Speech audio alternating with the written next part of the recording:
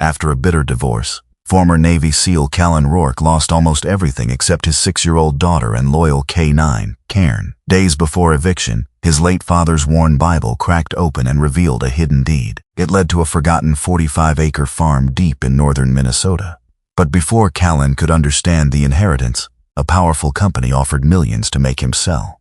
Then Cairn began following a scent connected to the father Callan had already buried. What they uncovered would force him to choose between money, truth, and the legacy his father died protecting.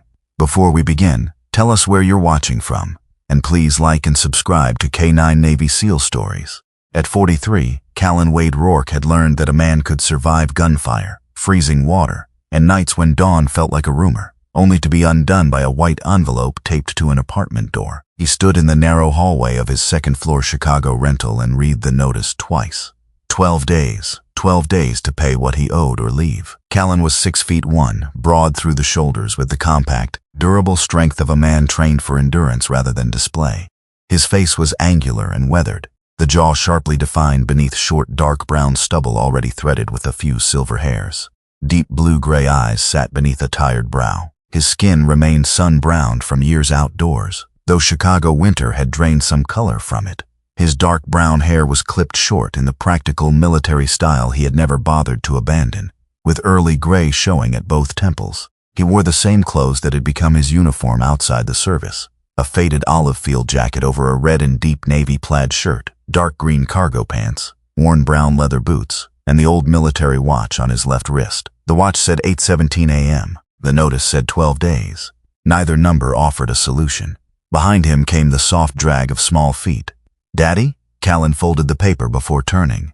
Maisie Claire Rourke stood at the end of the hall clutching a battered stuffed horse against her chest. She was 6 years old, about 3'9", small but sturdy, with a round, slightly oval face and pale skin sprinkled with tiny freckles across the bridge of her nose. Her cheeks turned pink easily in the cold. Large gray-green eyes watched him with an uncomfortable amount of understanding for someone who still believed pancakes, shaped like animals, tasted better than ordinary ones. Her honey-brown hair, naturally wavy and shoulder-length, had been gathered into a loose, low ponytail. She wore her mustard-yellow quilted coat over a cream sweater, dark jeans, brown ankle boots, and the burgundy scarf she refused to leave anywhere because Cairn had once slept on it. "What's that?" she asked. "Nothing exciting." Maisie narrowed her eyes. Callan had seen men under interrogation look less suspicious. Nothing exciting usually goes in the trash. He looked at the wastebasket beside him, then at the folded notice still in his hand. Dry humor surfaced despite everything. "You're 6. Stop conducting surveillance. I'm almost 7. In 11 months. That still counts." Behind Maisie, a large German shepherd slowly rose from the living room rug. Cairn was 8 years old, a retired military working dog with a strong but lean frame, deep chest, straight back, and the balanced musculature of an animal bred and trained to work rather than impress. His short coat was black and tan, the saddle and muzzle dark, his legs and lower chest a warm golden brown. A few pale hairs had begun to silver the edges of his muzzle. His dark amber eyes were intelligent and constantly attentive, and both ears stood upright even when the rest of him appeared relaxed.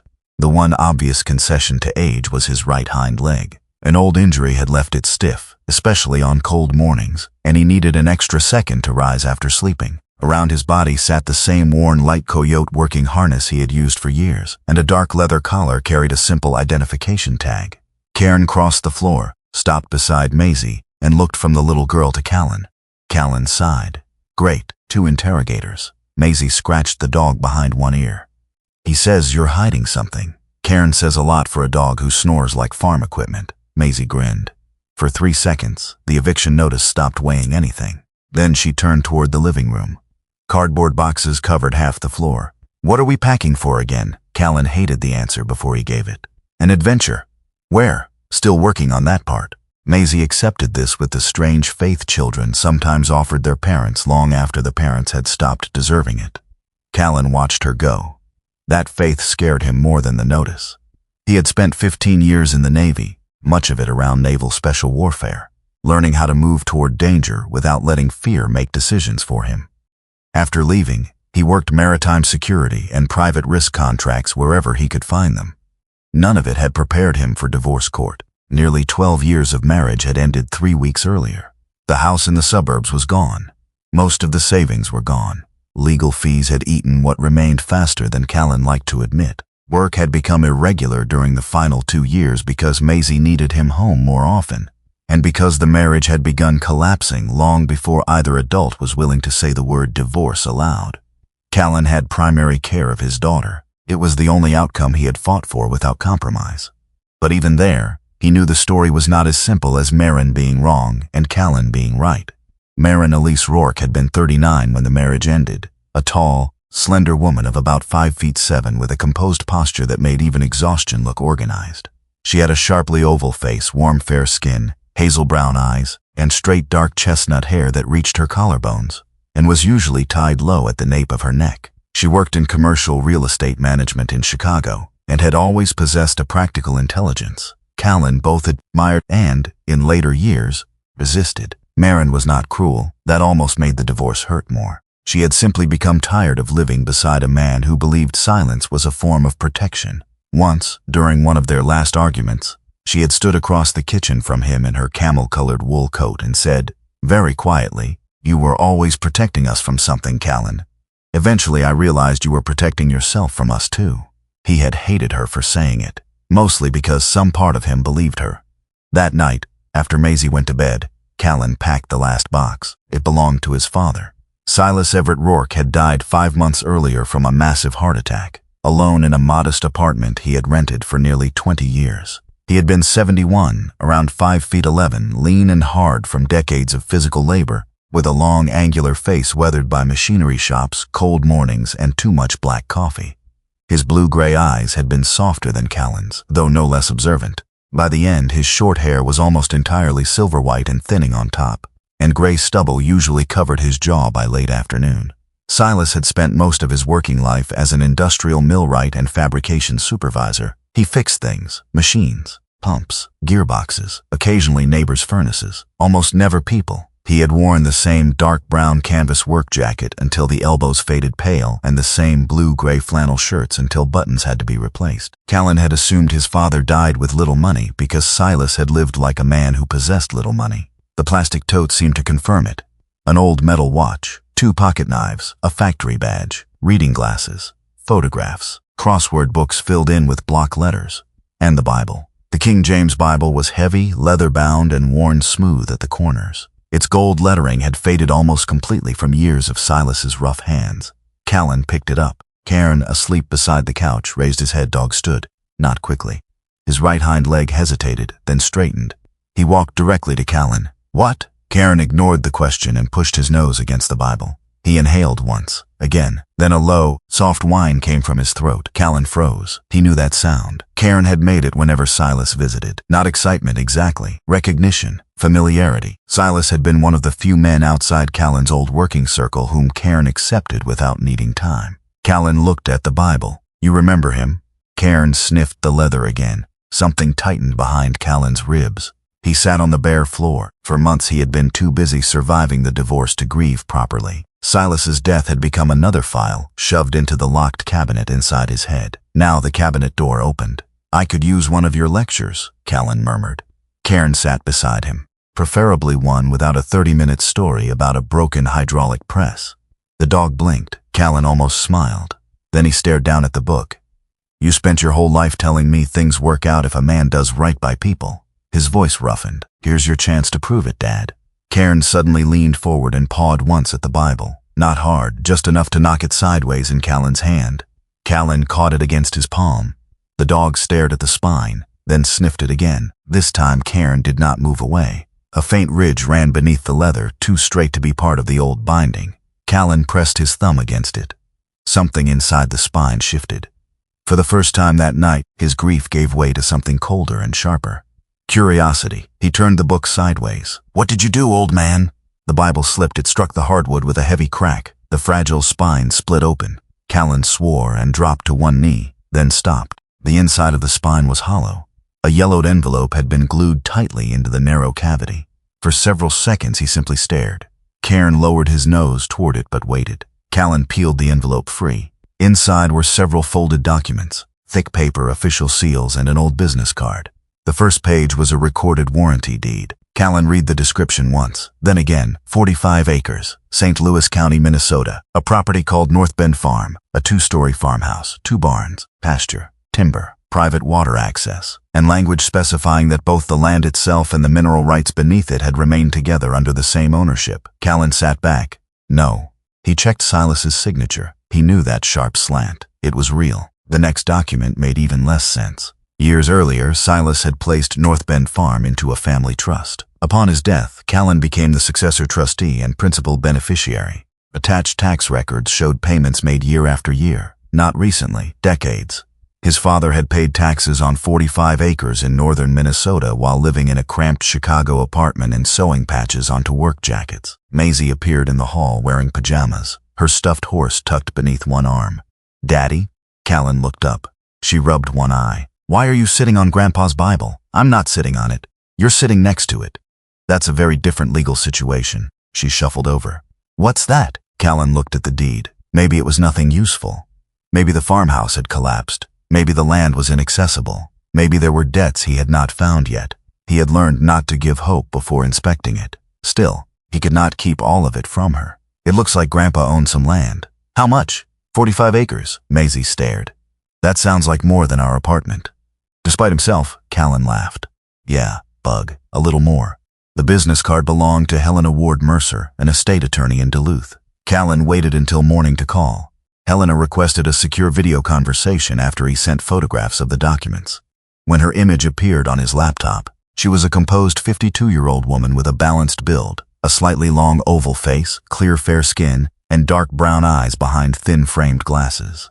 Her shoulder-length black hair was streaked with silver and tied low. She wore a gray beige trench coat over a navy turtleneck, as if she had just arrived at her office from the cold.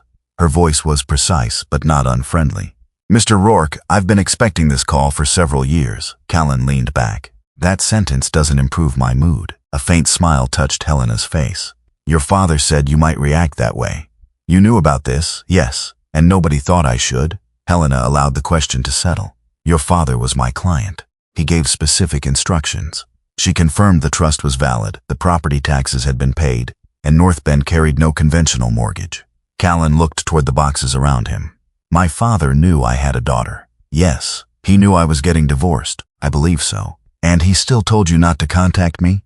Helena's expression softened. "He said if Northbend ever became something you truly needed, you would find it." Callan felt anger rise before grief could stop it. "That sounds poetic when you're not 12 days from losing your apartment." "I understand." "No, you understand the paperwork." Helena accepted that without defense. It embarrassed him almost immediately. She had not created the secret. Silas had. After the call, Callan stood at the kitchen window for a long time. Cairn came beside him. "You knew he was strange," Callan said. The dog yawned. Useful testimony. That afternoon, Callan called Marin. She answered from her office, still wearing the camel-colored coat she favored over an ivory blouse, black trousers, and black ankle boots. Her dark chestnut hair was tied back, and fatigue sharpened the already clean lines of her face. He explained Northbend. There was a long silence. "You're serious? I wish I weren't. And you want to take Maisie to Minnesota?" "For 2 weeks. To inspect it, not relocate." Marin studied him through the screen. Callan could almost see old arguments moving behind her eyes. Finally, she nodded. 2 weeks. Keep me updated. If you decide you want to move permanently, we handle that properly." "Agreed." Another pause. Then Marin said, "Callan, what? Don't turn this into another mission you have to win alone." His jaw tightened. But he did not argue. The next morning, while loading the last boxes into his old vehicle, Callan checked the trust papers one more time. On the back of one page, in Silas's handwriting, was a sentence he had missed. "If the north barn still smells like me, Walter kept his promise." Callan read it twice. Walter, no last name, no explanation. He folded the page and slipped it inside the Bible. By noon, Chicago was behind them. Maisie sat in the back with her stuffed horse and a bag of snacks she guarded like federal property. Cairn lay beside her, occasionally lifting his head when traffic changed. The city thinned. Concrete gave way to open highway. Later came wider skies, colder air, birch and pine. Callan noticed the gray SUV somewhere north of Madison. Then again after another fuel stop. Once could mean nothing. Twice meant attention. 3 times meant memory. He changed lanes. The SUV changed later. He exited. It continued past. Callan told himself that was the end of it. Near Duluth, after hours on the road, he stopped at a modest roadside motel rather than push farther with Maisie tired. She fell asleep almost immediately. Cairn curled on the floor near the door. Callan sat beside the window with the Bible on the small table. Northbend, Walter, 45 acres. His father's silence. Too many questions. Sometime after midnight, Cairn stood. No bark, no growl, just sudden stillness. Callan was awake immediately. The dog faced the door, ears high. Callan moved to the curtain and opened it less than an inch. Across the parking lot, beneath a yellow-white lamp, sat a gray SUV. Engine off, windows dark. No one got out. Callan watched it for 30 seconds, then 60. Behind him, Maisie slept peacefully. Cairn remained perfectly still. Callan let the curtain close. Until that moment, Northbend had been a mystery left by a dead father. Now it felt like something else. Something another person had been waiting for him to find. Morning came gray and cold over Duluth, with a pale band of sunlight trying to break through clouds above Lake Superior. Callan had slept badly. By 7:30, Maisie was eating scrambled eggs in the motel breakfast room and arranging pieces of toast into what she insisted was a horse. Cairn lay beneath the table, his chin resting on his front paws, watching every dropped crumb with the solemn concentration of a bomb technician. Callan drank coffee that tasted as if it had been filtered through cardboard. "Don't," he told Cairn when the dog's eyes shifted toward Maisie's plate. Maisie looked down. He didn't do anything. He was considering it. "You can't arrest him for thinking." Callan took another sip. "Good thing I'm retired." It was the first ordinary moment of the morning, and he held on to it longer than he expected. An hour later, they were driving toward Helena Ward Mercer's office in Duluth. Callan had decided there would be no impulsive trip straight to Northbend. The existence of 45 acres did not mean the property was useful, safe, or even legally simple. A decade and a half around military operations had taught him that excitement was usually the moment a person needed facts most. Helena's office occupied the second floor of an old brick building overlooking a street lined with maple trees beginning to turn. Inside, everything was quiet and orderly. Helena was already waiting for them in a conference room. She wore the same gray beige trench coat over a navy turtleneck, charcoal trousers, dark brown boots, and thin-framed glasses. Her black hair, streaked with silver, had been tied neatly behind her head. There was nothing theatrical about her manner. She moved and spoke with the measured precision of someone who had spent decades knowing that a single, careless word in a legal document could outlive everyone in the room. Maisie sat beside Cairn near the window with coloring pencils. Helena had apparently purchased that morning, Callan noticed. "You keep crayons in an estate law office?" "Only for especially difficult beneficiaries." Maisie smiled. Callan almost did. Helena spread a series of documents across the polished table. "This is the recorded ownership history. These are the tax records. This is the trust instrument your father executed. And these are the county records confirming the property description." Callan scanned the pages. The facts refused to become less strange. Northbend Farm had remained under Silas's control for more than 30 years. There had been no mortgage recorded against it for decades. Property taxes had been paid through an account connected to the family trust. More importantly, the rights to the land and the mineral estate beneath it had never been separated. "So he owned the ground," Callan said, "and whatever's under it." "Yes, for 30 years, more than 30, and lived in a 2-bedroom apartment." Helena gave a small nod. Callan leaned back. Silas had once spent 40 minutes repairing the handle of a coffee mug rather than buying another one. Now his son was staring at documents showing the same man had quietly controlled 45 acres of northern Minnesota. The contradiction irritated Callan more than the mystery. It felt less like inheritance, and more like discovering that half his childhood had occurred beside a locked room everyone but him knew existed. Helena turned one page around. "There's another matter." Callan studied her face. "What kind? Interest in the property? From who?" "North Meridian Resources." The name meant nothing to him. Helena explained that North Meridian was a regional mining and resource development company with holdings and exploration interests across parts of northern Minnesota and neighboring states. Nothing in the records showed wrongdoing. Companies routinely researched parcels they might want to acquire. What bothered her was frequency. "Since your father died," Helena said, "there have been repeated inquiries concerning Northbend's title status, mineral ownership, tax position, and whether the trust had a successor." "How many?" "Enough that I noticed." Callan looked down at the map. "Did my father ever negotiate with them?" "Not through me." "Did they know he owned the place?" "I would assume so. That's not an answer. It's the only one I can give honestly." Callan appreciated that. Across the room, Cairn lifted his head when footsteps passed outside the door, then relaxed again. Helena folded her hands. I'm not telling you there is something wrong with North Meridian. I'm telling you they are interested. How interested? Before Helena could answer, her assistant knocked and stepped inside. Mr. Pike is here. Helena's expression changed only slightly. You scheduled him?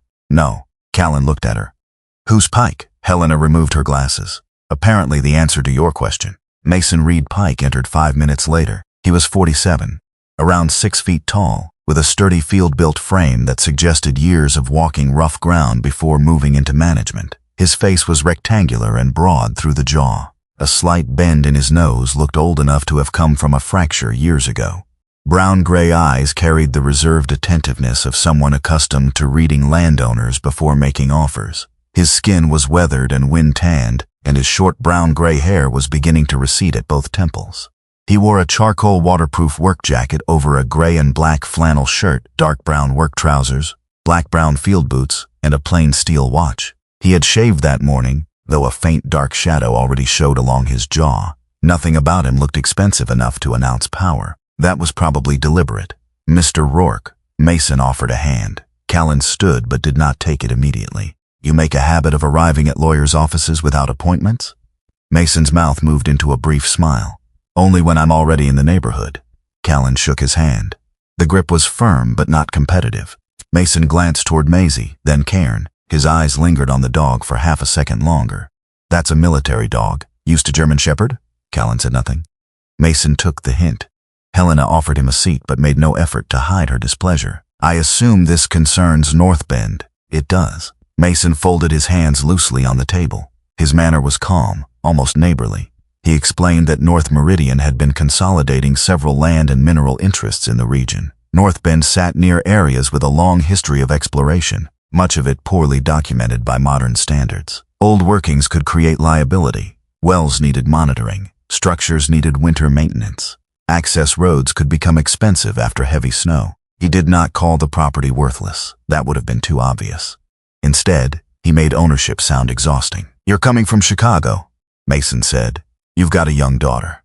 Northern Minnesota is beautiful, but 45 acres stops feeling romantic the first time a well pump freezes at 20 below. Callan's eyes narrowed slightly. Mason knew about Maisie. Perhaps that was ordinary research. Perhaps. How much? Callan asked. Helena looked at him but said nothing. Mason answered without hesitation. $475,000.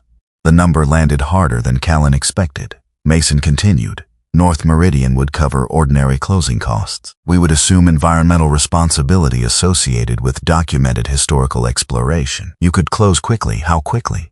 72 hours, if title review remains clean. Callan looked toward Maisie. She was drawing what appeared to be a horse standing beside a badly proportioned German Shepherd. $475,000. It was not a fantasy number. That made it dangerous. It would clear debts. It would buy time. It could put Maisie in a home with a yard before winter. It could turn 12 days into years. For the first time since finding the documents, Northbend stopped being a mystery and became a decision. Mason seemed to understand exactly what silence meant. I'm not asking you to fall in love with mining, Mr. Rourke. I'm offering you a clean exit from a complicated rural property you didn't ask for. There was no threat in his voice, only logic. Callan had learned to distrust logic most when it arrived too neatly packaged. Mason stood. I'll leave the written offer with Ms. Mercer. As he stepped away from the table, Cairn rose. Callan noticed before anyone else did. The German Shepherd approached slowly, not aggressively. His tail remained neutral. His ears stayed forward. Mason stopped. Friendly? When he wants to be. Cairn lowered his muzzle toward Mason's boots. He inhaled, once, then again longer. His head moved along the edge of the sole. Mason glanced down. Something interesting? Callan could smell it now that the dog had drawn attention to it. Faint diesel, a metallic oily odor, and beneath that, damp earth packed deep into the tread. Not ordinary city mud. Mason gave a mild shrug. Was at a survey site yesterday. Where? The question came casually. Mason looked at him. North of here. Then he smiled. Occupational hazard. Cairn remained focused for another second before returning to Maisie. Callan said nothing, but he remembered the smell. After Mason left, Helena stood by the conference room window, watching him cross the street. Callan picked up the written offer. $475,000. The figure seemed almost obscene sitting beside overdue bills folded in his jacket pocket. Helena did not turn around when she spoke. Callan, may I ask you one question? Go ahead. If Northbend is as expensive, troublesome, environmentally uncertain, and inconvenient as Mr. Pike just described, she finally faced him. Why did his company drive all the way here to offer you nearly $500,000 before you've even seen it? The room became very quiet. Maisie continued coloring. Cairn settled beside her. Callan looked at the offer again. For 12 days he had been searching for a way out. Now somebody had placed one directly in his hand, and for reasons he could not yet explain, that made him less comfortable, not more. He folded the paper. I'm going to see the farm. Helena nodded. I thought you might. By early afternoon, Duluth had fallen behind them. The road narrowed as Callan drove north, then turned onto smaller county routes threading through forests of birch, maple, spruce, and pine. The sky had cleared. Sunlight spilled through the trees in pale golden columns. Maisie pressed her face close to the passenger side window. There are so many trees. That tends to happen in forests. Chicago has trees. Chicago has trees with parking tickets. She giggled. Cairn rode behind them, occasionally shifting his weight when the road curved. The farther north they went, the more Callan felt the landscape open. Rock, water, long stands of pine, clear air, places where houses stood miles apart instead of walls apart. For a man who had spent years believing isolation was safety, the scenery should have felt comforting. Instead, it made him aware of how easily a person could disappear into distance. Helena's directions eventually led them onto a gravel road. Then another.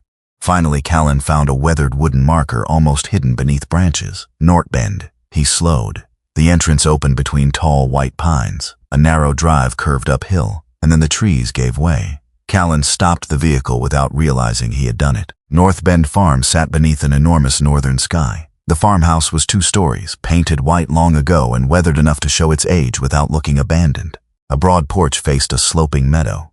Farther back stood 2 barns. One to the north with faded boards and a slightly sagging roofline, the other smaller and better sheltered by trees. Beyond them rose mixed forest. A narrow creek flashed silver through grass near the lower edge of the property. Maisie whispered, "Whoa." Callan did not answer. For weeks his daughter had lived among cardboard boxes. Now 45 acres stretched in front of her. Maisie opened her door the moment he parked. Wait. She stopped with 1 foot outside. Callan scanned the property automatically. Nothing moved except grass and tree branches. All right. Maisie jumped down. Cairn followed more carefully. His right hind leg was stiff after the long drive. He stood for a moment, shifted his weight, then lifted his head. His entire posture changed. The dog inhaled the air, once, again, then turned toward the northern barn, Cairn. The dog took several steps, stopped, sniffed again. Maisie looked at Callan. He smells something. He always smells something. But Cairn's focus was different. Not alarm, recognition. Before Callan could investigate, the sound of an engine came from the driveway. An old blue pickup emerged from between the trees. Callan positioned himself naturally between the vehicle and Maisie. The truck stopped 30 feet away.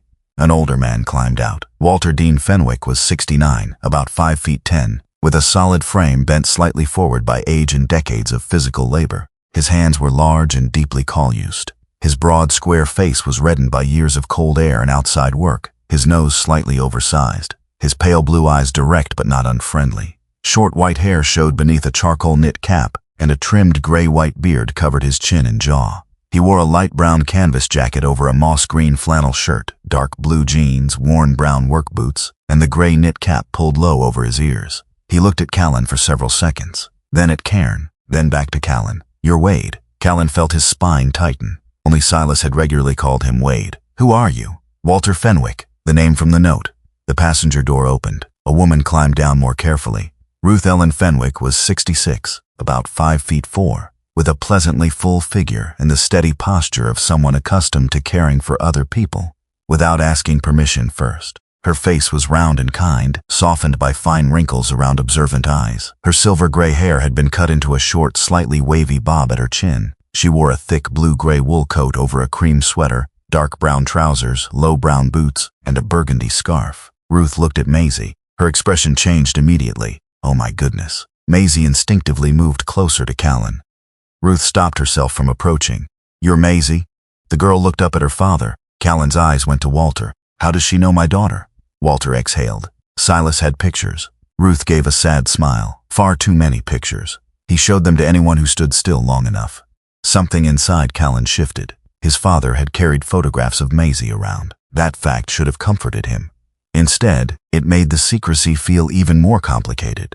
Walter explained that he and Silas had known each other for more than 30 years. Walter had been a union electrician before retirement. They had first met through industrial work, then somehow remained friends despite Silas's talent for disappearing into himself. He asked me to keep an eye on this place, Walter said. For how long?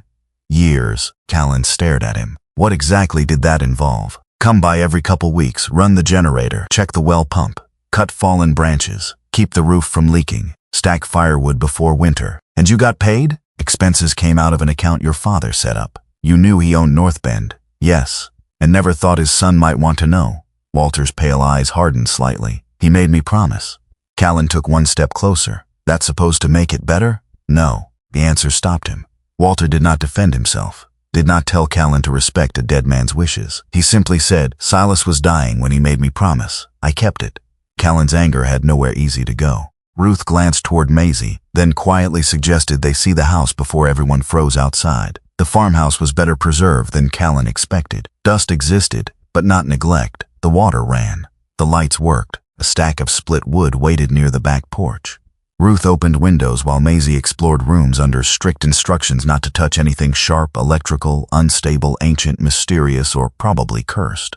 That removes most of the house, Maisie complained. Welcome to old property, Callan said. For a brief hour, Northbend felt almost normal. Then Walter brought out a jacket, dark brown canvas, faded at the elbows. Silas's. I kept this in the north barn, he said. Cairn stood before Walter finished speaking. The dog crossed the porch quickly despite the stiffness in his leg and pressed his nose against the jacket. His tail moved once.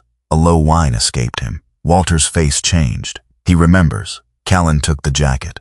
The smell was faint but unmistakable. Machine oil. Old tobacco from places Silas had worked even though he never smoked himself. The dry, clean scent of cedar soap. Cairn turned toward the north barn. This time Callan followed. Inside, the barn smelled of aged wood, metal, dust, and cold earth. Workbench, hand tools, old electrical equipment, rope, empty shelves. Cairn moved slowly along one wall, then stopped beneath a heavy workbench. He lowered his nose to the floor, sniffed, scratched once. Callan crouched. One plank did not match the others. He moved a storage box, found a recessed metal ring, and lifted. A narrow trapdoor opened. Cold air rose from below. Walter stared. I've never seen that. Callan looked at him sharply. I believe you. A short wooden staircase descended into darkness. Callan went first. At the bottom was a small cellar room. No money, no weapons, no secret command center. Just shelves, boxes of numbered stone samples, rolled maps, notebooks, water testing records, old cassette tapes. And on the first stair lay a small metal tag. Callan picked it up. His chest tightened. It was a duplicate training identification tag from Cairn's service years. He remembered giving it to Silas as a joke. The old man had once said Cairn listened better than his son. Callan had handed him the duplicate tag and told him he could keep the smarter Rourke. Silas had kept it. All these years. Callan found a cassette recorder on the shelf. One tape had a single word written across it. Wad. He pressed play, static. Then his father's voice, older, tired, but unmistakable. If you're hearing this, Wade, Cairn's nose still works. Callan stopped breathing. Behind him, Walter remained silent. The recording continued. Silas gave no explanation for the stones, no confession, no story, only one instruction. Do not sell Northbend to North Meridian until you find Miriam. A pause. Then the tape clicked off. Callan stared at the recorder. Miriam who? Nobody answered. Night settled early over Northbend. Ruth made soup from groceries she had brought, and Maisie fell asleep in an upstairs bedroom long before Callan's questions slowed down. Walter stayed. They sat near the kitchen table, reviewing what little they knew. Then Cairn rose, his ears angled toward the rear of the house. Callan recognized the posture immediately.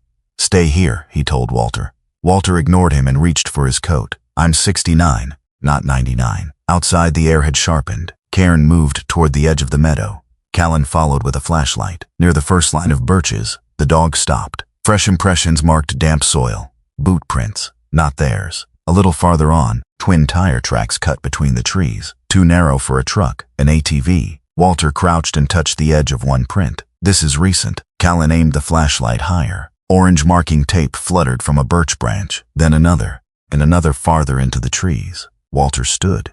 His face had gone still. You put those there? Callan asked. No, Silas? Not like that. Cairn stared into the dark forest, body rigid but silent. Callan looked at the fresh tracks leading away from the property. Someone had been inside Northbend before he arrived. Someone had marked a path through Silas's land, and whatever they had come looking for, Callan now knew one thing with certainty. It had never been just an old farmhouse. Callan called the sheriff's office shortly after 8 the next morning. He did it from the kitchen table at Northbend, while Maisie ate oatmeal beside Ruth and Walter checked the weather through the window. Cairn lay near the back door, alert but resting, his right hind leg stretched slightly farther than the left after the previous day's walking. Callan had spent enough years around dangerous men to know what happened when suspicion was allowed to become certainty too early. He had questions. He did not yet have proof. That distinction mattered. Sheriff Dana Holloway arrived 40 minutes later in a county vehicle dusted with road salt and northern mud. She was 51, about 5 feet 8, broad-shouldered and physically fit without looking theatrical about it. Her square face had softened slightly with age, but there was nothing soft about the gray-blue eyes that moved from people to doors to tree lines before settling anywhere. Her skin was fair with a light outdoor tan, and her brown-gray hair was cut short at the nape for practicality. She wore a dark brown sheriff's uniform beneath a heavier brown charcoal patrol jacket, black duty boots, and a service belt arranged with the tidy economy of someone who disliked carrying anything she did not expect to use. Dana had spent more than 20 years in local law enforcement, most of them in communities where people knew one another's trucks, dogs, divorces, and grudges. That experience had made her skeptical without making her cynical. She did not treat Callan differently because he had once been a Navy SEAL. Callan liked her immediately for that. "Show me what you've got," she said. No speech, no assumptions. Just work. Callan walked the property with Dana while Walter came along several yards behind. Cairn followed until Callan gave him a quiet hand signal to stay near the house with Maisie. Dana spent almost 20 minutes examining the edge of the woods. She photographed impressions in the damp ground, crouched near several trees, measured spacing, and made notes in a small waterproof notebook. When she finished, she stood and wiped one knee with the back of her glove. Somebody was out here. That much I figured. Dana gave him a dry look. "I'm trying not to insult your training. Appreciated. But I'm also not going to tell you it was North Meridian because a land company made you an offer yesterday. I didn't ask you to. No, but you were thinking it." Callan almost smiled. "That obvious? To a sheriff?" "Yes." She looked toward the farmhouse. "What we have right now is unauthorized presence on private land, maybe trespass. Maybe survey work done by somebody who thinks they have access, maybe hunters who are bad at directions, maybe something else. They weren't hunting. You know that how?" Callan paused. Dana waited. He understood what she was doing, forcing him to separate observation from interpretation. No shell casings, no blind, no game trail setup. Marking pattern doesn't look recreational. "Good, that's useful. Still not enough to accuse a company." Callan nodded. Dana continued, "If you find damaged locks, missing property, equipment numbers, photographs, names, anything tying a specific person or organization to what's happening here, call me. I can work with facts. And if they come back, do not turn your farm into Fallujah." Walter coughed into one fist to hide a laugh. Callan stared at her. "That your official legal advice?" "My official advice is call 911. The Fallujah part is personal." For the first time that morning, the tension around the farmhouse loosened. Then Dana's expression became serious again. "You have a 6-year-old here. I know. I'm not questioning your ability to protect her. Sounds like you are. I'm reminding you that protecting a child sometimes means not chasing every person who walks into your woods." That landed closer to home than she could have known. Callan looked toward the porch, where Maisie was holding Cairn's collar while explaining something important to him about a drawing. "I'll call." "Good." Dana gave Walter her card, asked Ruth to contact the office if she saw any unfamiliar vehicles, then left Northbend without pretending she had solved anything. Callan respected her more after she drove away than before she arrived. By late morning, Helena called. She had found Miriam. Not alive, not anymore. Dr. Miriam Vance had been a geologist working across northern Minnesota during the 1990s and early 2000s. She had consulted for several firms involved in mineral exploration, water monitoring, and environmental review. She died from cancer 3 years earlier at 74. Helena had also found the name of someone who had worked closely with her, Dr. Naomi Elise Bell. Helena said over speakerphone. Hydrogeologist. She teaches part-time now and still consults on groundwater work. She was Miriam's graduate assistant years ago. You spoke to her? I did. What did you tell her? Only that I represent the estate of Silas Rourke and that his records contain Dr. Vance's name. Silence followed. Then Helena added, she asked if there were rock samples. Callan looked toward the cellar door. That specific? Yes. Is she coming? She's already on the road. Naomi arrived shortly after 2 in the afternoon. Her vehicle was a mud-spattered dark crossover carrying enough field equipment in the back to make it obvious she had not dressed up for the occasion. Dr. Naomi Elise Bell was 46, about 5 feet 6, slender but physically conditioned in the particular way of someone who spent more time walking uneven ground than sitting behind a desk. Her face was long and fine-boned, with defined cheekbones, lightly weathered fair skin, and gray-green eyes that seemed to focus on details before people. Ash-brown hair fell just past her shoulders but had been tied into a low ponytail. She wore a stone-blue waterproof field jacket over a dark gray sweater, charcoal work trousers, brown-gray hiking boots, a plain sports watch, and a small shoulder bag holding notebooks and sampling tools. Naomi's reserve was immediately obvious. She did not arrive smiling broadly or offering sympathy to strangers. She looked at the property first, then the barns, then Callan. "You're Silas Rourke's son, Callan." She shook his hand. Her grip was brief and firm. "Helena said you found samples. She said you knew Miriam." Naomi's expression tightened very slightly. "I did." There was history in those 2 words. Callan led her to the north barn. Walter came with them, though Ruth stayed with Maisie in the farmhouse. Cairn followed without being asked. Inside the cellar, Naomi stopped on the last stair. Her eyes moved over the shelves. Then she stopped breathing for a moment.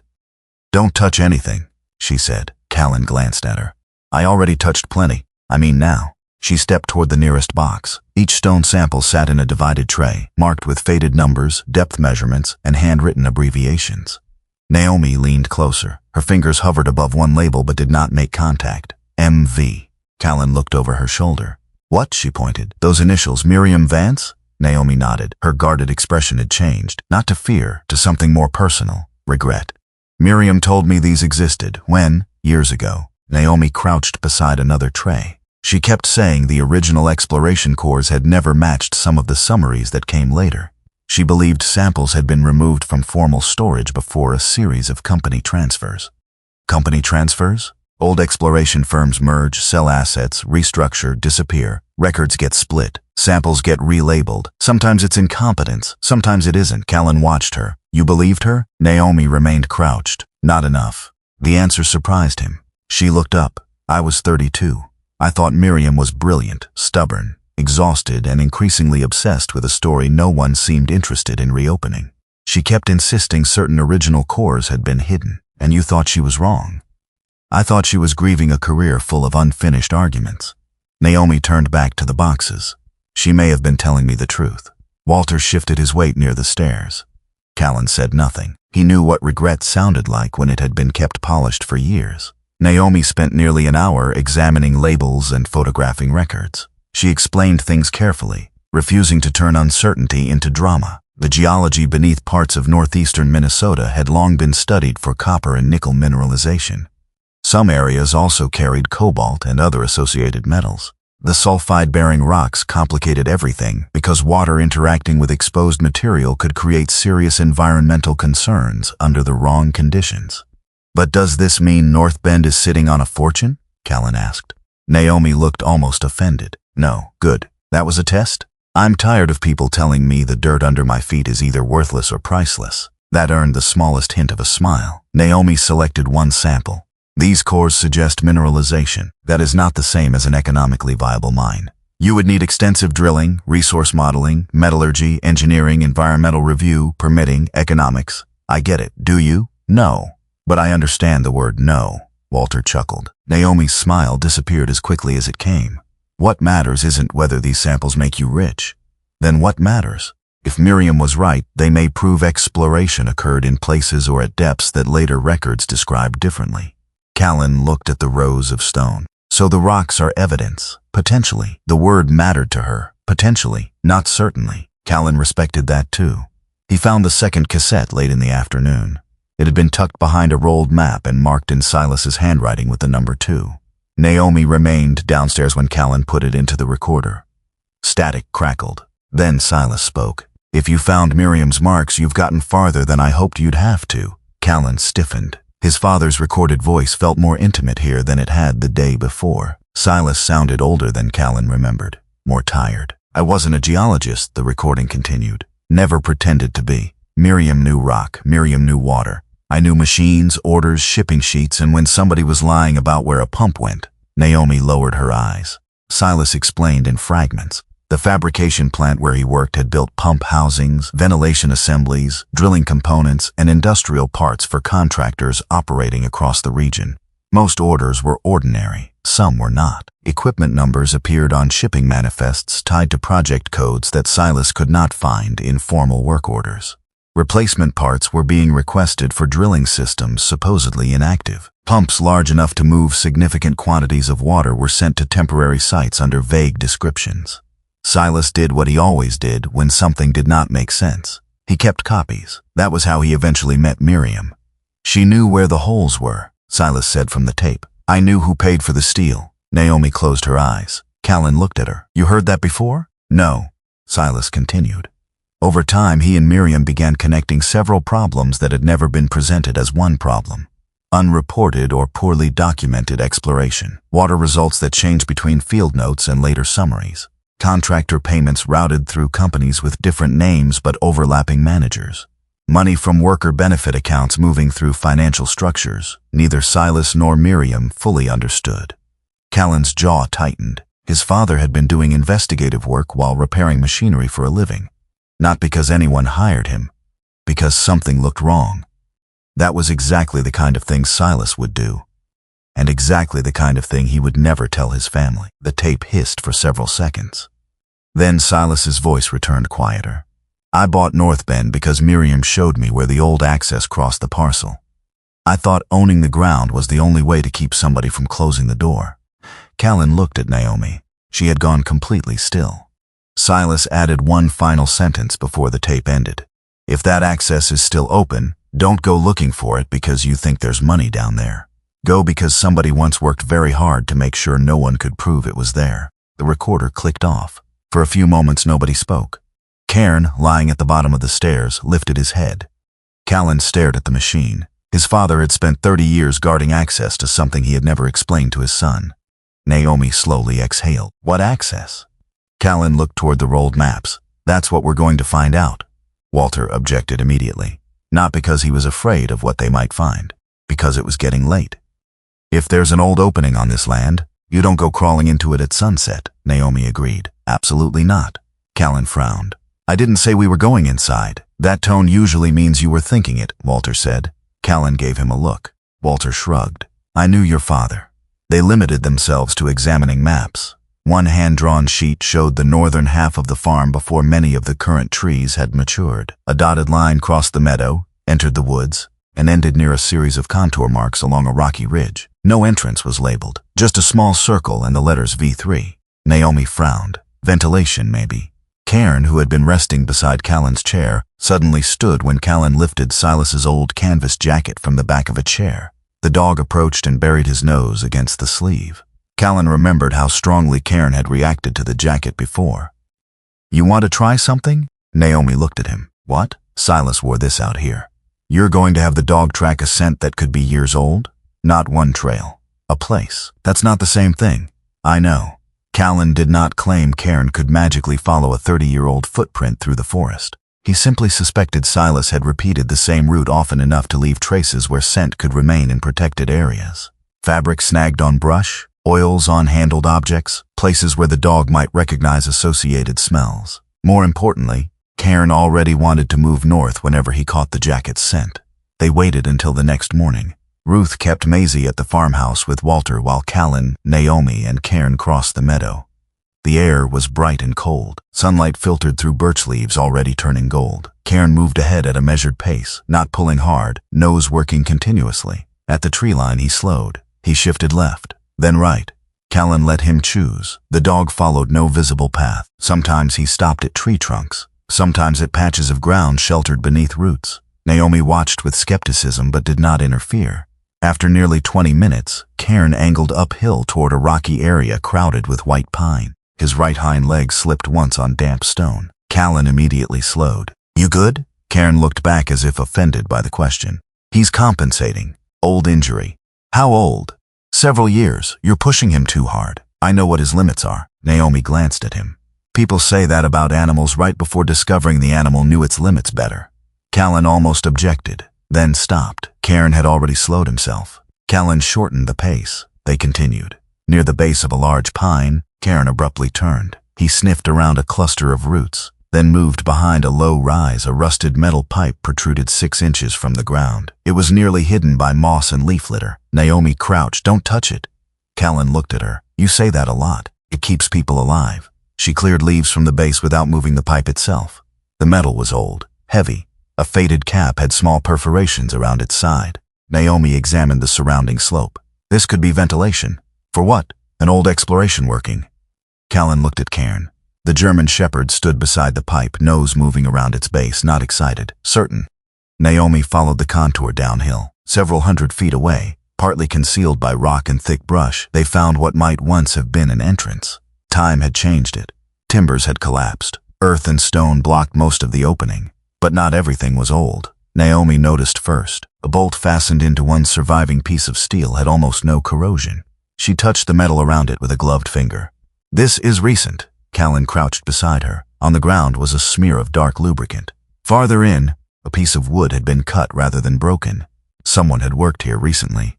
Cairn moved toward a crumpled rag trapped between stones. Callan stopped him before he could pick it up. Naomi used gloves to lift it. The fabric smelled strongly of industrial lubricant. Cairn leaned forward and inhaled. His ears sharpened. Callan remembered Mason's boots, the same metallic oil, not proof. But familiar. They found more. A partial boot impression. Scraped earth. A small storage crate pushed against the rock wall. Inside were foam separators shaped for cylindrical core samples. One slot was empty. Naomi stared at it. "What?" She counted again. "One tray is missing." "You know that? I photographed everything in Silas's cellar." She pulled out her phone and checked images. Tray C17. There was a matching inventory note. Callan looked toward the blocked opening. "So somebody found the samples before we did, or knew where another set had been kept." Naomi photographed every detail. Callan called Dana from the ridge. This time he had more than suspicion. Dana told him not to disturb anything else and said she would send someone to document the site. Callan obeyed. That mattered. On the walk back, Cairn moved more slowly. Callan did not rush him. Halfway across the meadow, the dog stopped completely. Callan crouched beside him. Cairn leaned briefly against his leg, just for a second. Then continued. Maisie was waiting on the porch when they returned. She ran down the steps. "Did Cairn find treasure?" Callan glanced at Naomi. "No." Maisie looked disappointed. "What did he find?" Callan rested one hand on Cairn's neck. "Questions." Maisie considered this. "That's not treasure." "Nope. Questions are free, usually the expensive kind." That afternoon, an overnight courier arrived at Helena's office with a revised purchase offer from North Meridian. She scanned it and sent Callan a copy. The new number was $1, 200,000, more than double the previous offer.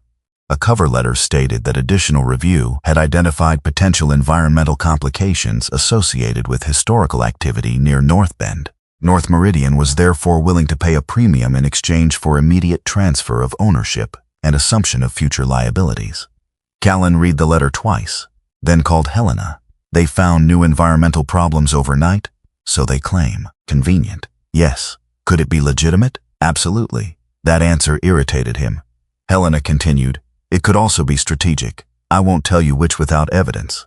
Everyone in Minnesota seemed determined not to give Callan the certainty he wanted. Maybe that was healthy. He declined to sign. Not permanently. Just not now. By evening, Naomi had spread Miriam's old notebooks, Silas's copied records, and several maps across the dining room table. Ruth kept Maisie occupied upstairs. Walter brought coffee. Cairn slept near the fireplace, exhausted from the ridge. Naomi turned pages slowly. Most were technical notes, water levels, rock descriptions, coordinates, names of contractors. Then she stopped. A single word had been circled 3 times in dark pencil. Winterglass. Callan leaned closer. "What is that?" "I don't know." Naomi flipped several pages. The word appeared again beside an old sketch of the exploration workings, then again next to a water monitoring note. Helena called less than 10 minutes later. Her voice sounded different, more urgent. "I searched the term you gave me. And? North Meridian filed documents recently for a project using the same name." Naomi moved closer to the phone. "What kind of project?" Helena read from the filing. "Legacy Working Safety Closure." Naomi's face lost color, Callan noticed. "What?" She looked at the old maps. "When?" Helena answered. "Equipment mobilization is scheduled in 3 days." Naomi stared toward the darkened ridge beyond the farmhouse windows.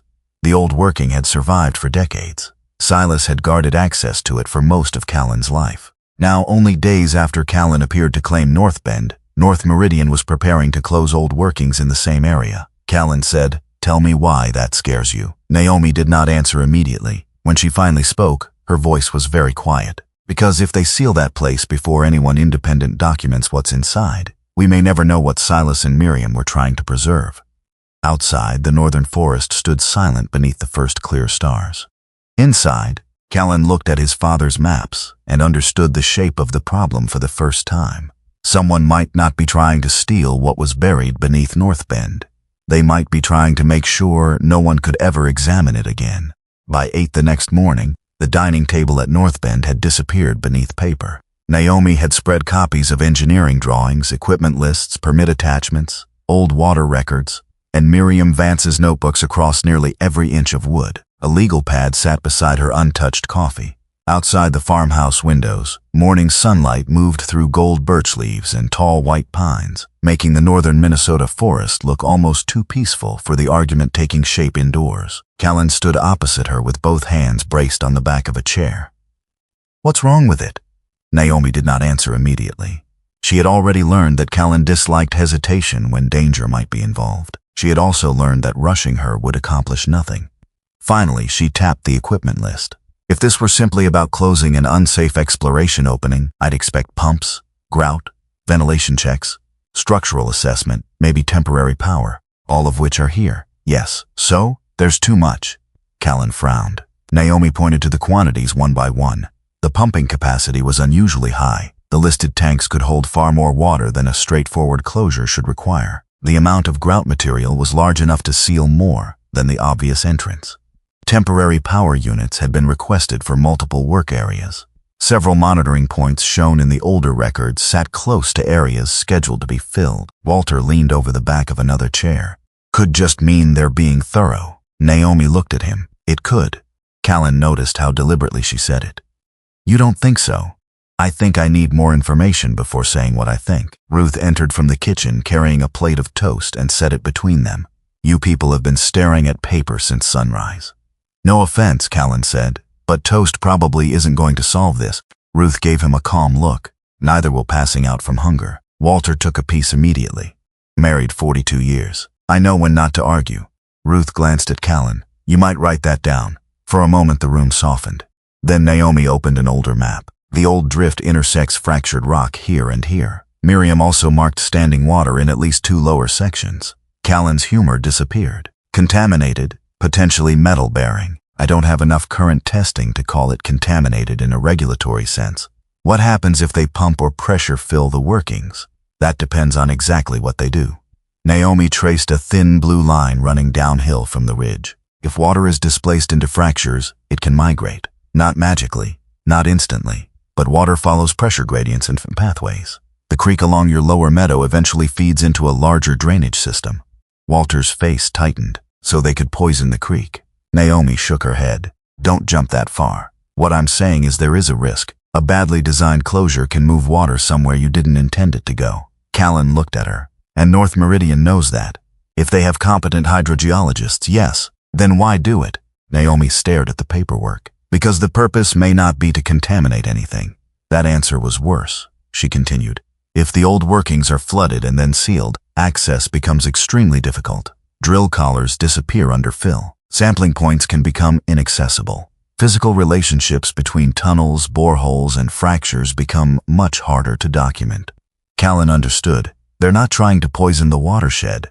I have no evidence they want to poison anything. They just don't care if that happens while they erase the rest." Naomi did not correct him. That silence stayed with Callan all morning. His first instinct was immediate and absolute. Maisie needed to leave. He went upstairs and found her sitting cross-legged on the floor of the bedroom she had chosen, building a village out of old wooden blocks Ruth had found in a closet. Cairn lay beside her, his black and tan body stretched across the rug, amber eyes half closed. Maisie looked up. "Are we going somewhere?" Callan stopped. "How'd you know? You get that face."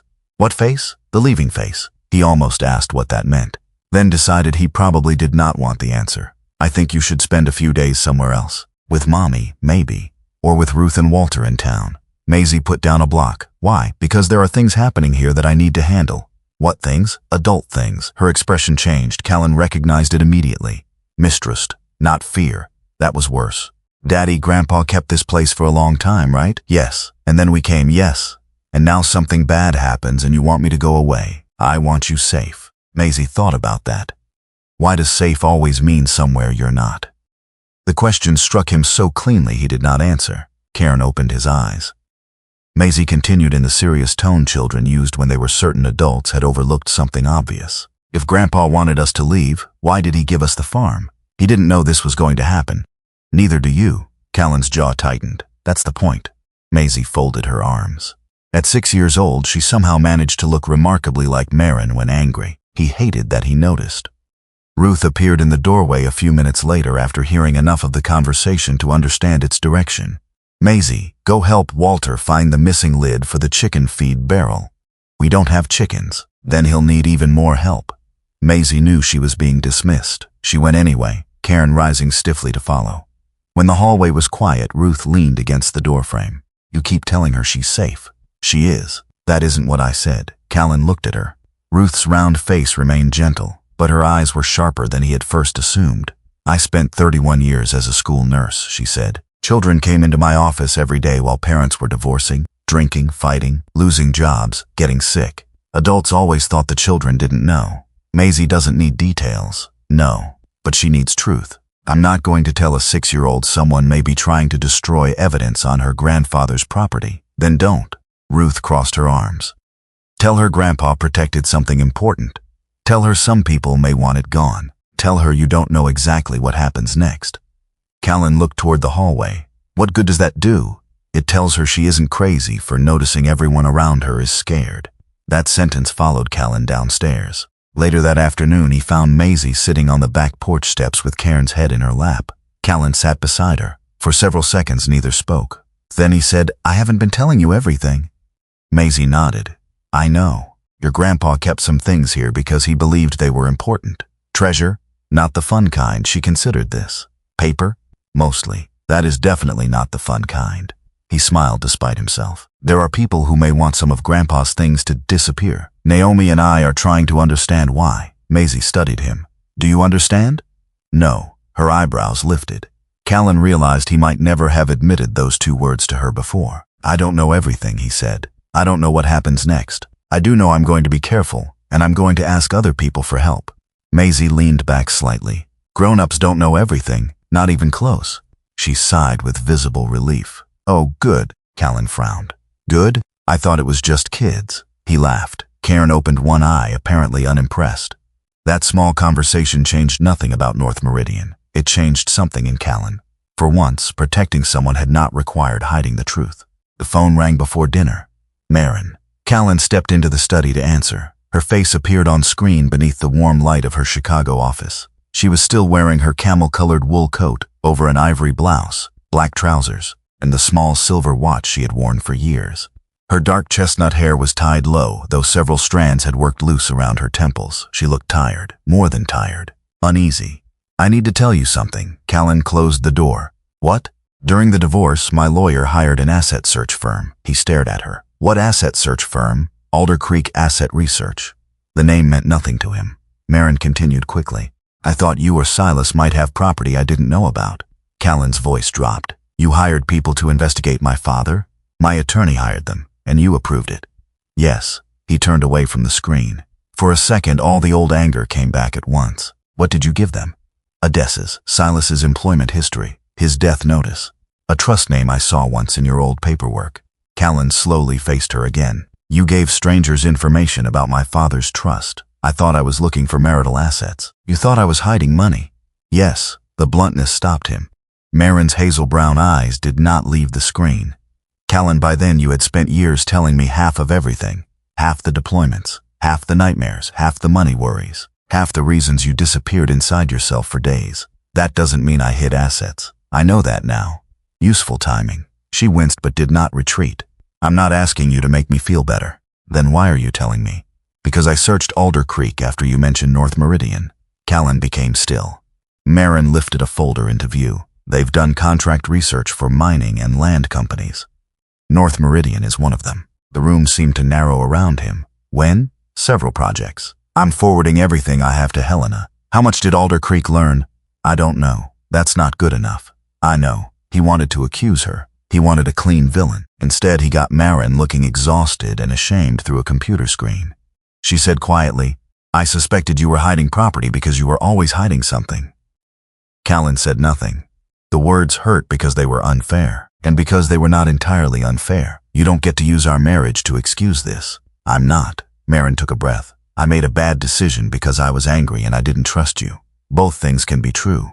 Callan looked away. For the first time since the divorce, he could see the ruins from both sides. Helena called 2 hours later after reviewing the files. Alder Creek's records contained several routine asset searches tied to the Rourke family. More important, Mason Reed Pike's name appeared on correspondence connected to requests for land ownership information in northern Minnesota. Nothing proved Mason knew about the hidden Bible or Northbend's cellar, but North Meridian had clearly been watching for movement around Silas's estate before Callan ever knew the farm existed. Walter was furious. Naomi was not surprised. Callan was both. That night he returned to the cellar and selected another cassette. Silas's handwriting marked it simply, "Wad later." Callan almost put it back. Instead he pressed play. His father's voice came through softer than on the earlier recordings. If you got this far, you're probably mad at me. Callan gave a humorless laugh. Good guess, Silas continued. I told myself not telling you was the same as keeping you safe. Callan stopped moving. I thought if you didn't know Northbend existed, nobody could use you to get to it. Then you went into the Navy, and I told myself you already had enough danger. A pause. The tape hissed. Truth is, I got used to secrets. Callan's throat tightened. Silas sounded ashamed. I confused secrecy with protection. Callan reached for the stop button. His hand remained there without pressing it. You can keep danger away from a man and still lose him, Silas said. Sometimes those are the same thing. Callan shut the recorder off. He could not listen to another word, because Silas was no longer talking about Northbend. He was describing Callan's marriage. The next morning, the dining room became a planning table again. Naomi examined maps. Helena joined by video. Walter searched Silas's old notes. Maisie sat nearby drawing while pretending not to listen. Then she pointed at a small star drawn near the northern edge of one map. Grandpa's game. Every adult looked at her. What game? Callan asked. The North Star game.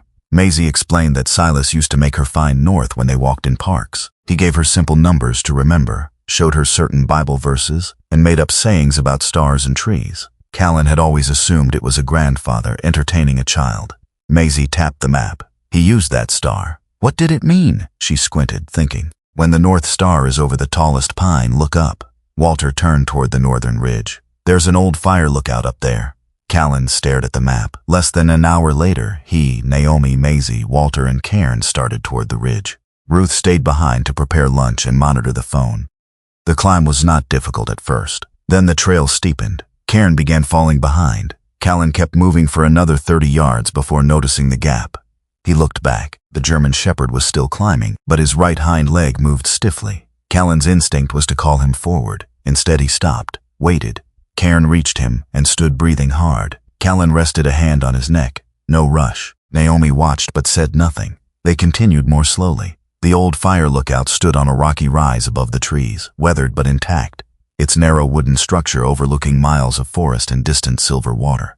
Inside, Silas had left nothing dramatic. A rusted chair, an old metal cabinet, several folded notes, a sealed envelope addressed to Helena, and a small encrypted storage device wrapped in oilcloth. Helena instructed them not to open her envelope until she was on video. Inside was a letter from Silas. He explained that copies of important records had already been placed outside Northbend years earlier with Helena, an environmental attorney, a journalist, and a federal contact. But the files were encrypted. No single person possessed the full release key. Silas had divided it. One portion was tied to markings in his Bible. One depended on the identification number from Cairn's old training tag. The final portion was described only by one sentence. The child remembers what the father forgot. Callan looked at Maisie. She looked back. I don't know what that means. For once, he said, neither do I. They returned to the farmhouse near sunset. Waiting in Callan's email was a letter from North Meridian's legal department.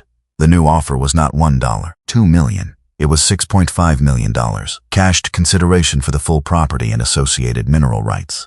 North Meridian would assume environmental liability. Confidentiality would be required. Closing could begin immediately. Callan read the figure once, then again. $6.5 million. That night, Maisie slept with her stuffed horse tucked beneath one arm. Cairn lay on the floor beside her bed, his muzzle resting on his paws. Callan sat in the chair near the window with the offer on his phone. $6.5 million could erase every overdue bill. It could buy a home, college, healthcare, safety, time. Everything he had failed to give Maisie over the last year could be repaired with a signature. He had spent days thinking the danger was greed. Sitting there in the dark, watching his daughter sleep, he understood something far more troubling. The most dangerous temptation was not wanting to become rich. It was believing a father could purchase enough safety that he would never have to be afraid for his child again. And North Meridian had finally named the price. Callan did not reject the offer that morning. That surprised him more than anything North Meridian had done. The number sat on the screen of his phone while sunlight moved slowly across the kitchen floor at Northbend. $6.5 million. He had read numbers larger than that in military logistics reports and private security contracts. Those had never felt real. They belonged to budgets, companies, ships, projects, things larger than individual lives. This number belonged to Maisie. At least that was how his mind kept translating it. A home that no landlord could take away. College paid for before she learned long division. Doctors, braces, summer camps, birthday parties. A reliable car when she was 16. Money set aside for whatever dream she developed when she stopped wanting to be a veterinarian, an astronaut, and the owner of a horse ranch all at the same time. No overdue notices, no moving boxes, no quiet calculations at midnight about which bill could survive another week unpaid. Callan sat alone at the kitchen table in his olive field jacket, red and deep navy plaid shirt visible beneath it, one hand resting near the old military watch on his wrist. He opened the offer again, then closed it, opened it again. The most dangerous part was that selling did not feel cowardly. It felt responsible. That was what frightened him. Helena called shortly after 9. "I'm not going to tell you what to do," she said. "You're my lawyer. I'm your lawyer, not your conscience. That seems inefficient. It is cheaper this way." Callan leaned back. Helena continued. "The offer is real. The confidentiality provisions are broad. North Meridian wants the land, mineral rights, and a release covering known and unknown environmental conditions. They take everything. Yes, and I walk away. Yes, rich, financially secure," Helena corrected. Lawyers really can make anything sound less enjoyable. It's a gift. Callan looked out toward the meadow. "What would you do?" "I wouldn't answer that question." "Of course you wouldn't. Callan, your father made his choices. You are not obligated to inherit his decisions along with his property." That line stayed with him. Naomi was equally unwilling to make the decision for him. She stood near the dining table reviewing copies of water records. Her stone blue field jacket unzipped over the dark gray sweater she wore beneath it. "If you sell," she said, "I'll be disappointed that we lose access before understanding what's here." "That sounds like an opinion." "It is, but I'm not raising your daughter." Callan looked at her. Naomi closed the folder.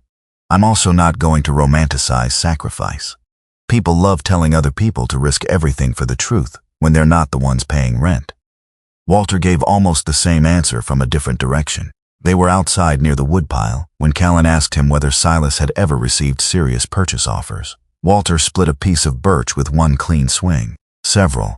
"How serious?" "Serious enough your father stopped showing me the numbers because he got tired of hearing me whistle. And he never sold." "No." "Why?" Walter planted the axe head in the chopping block. "You'd have to ask him." "Not currently available. I noticed." Callan waited. Walter finally looked at him. "Your father staying doesn't mean you have to." For some reason that answer bothered Callan, more than if Walter had told him Silas would be ashamed. There was no inherited command.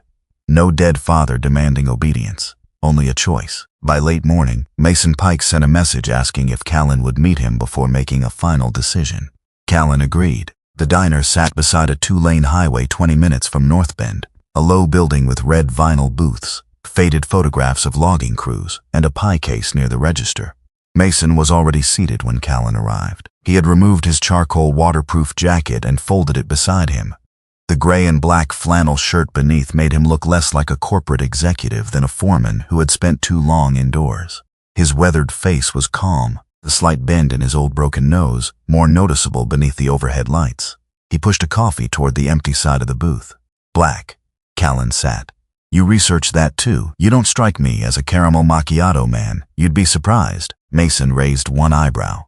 "I would." Callan did not touch the coffee. Why 6.5? Mason leaned back. Because the company wants certainty. That's a polished way of saying a lot of money. You want the unpolished version? Yes.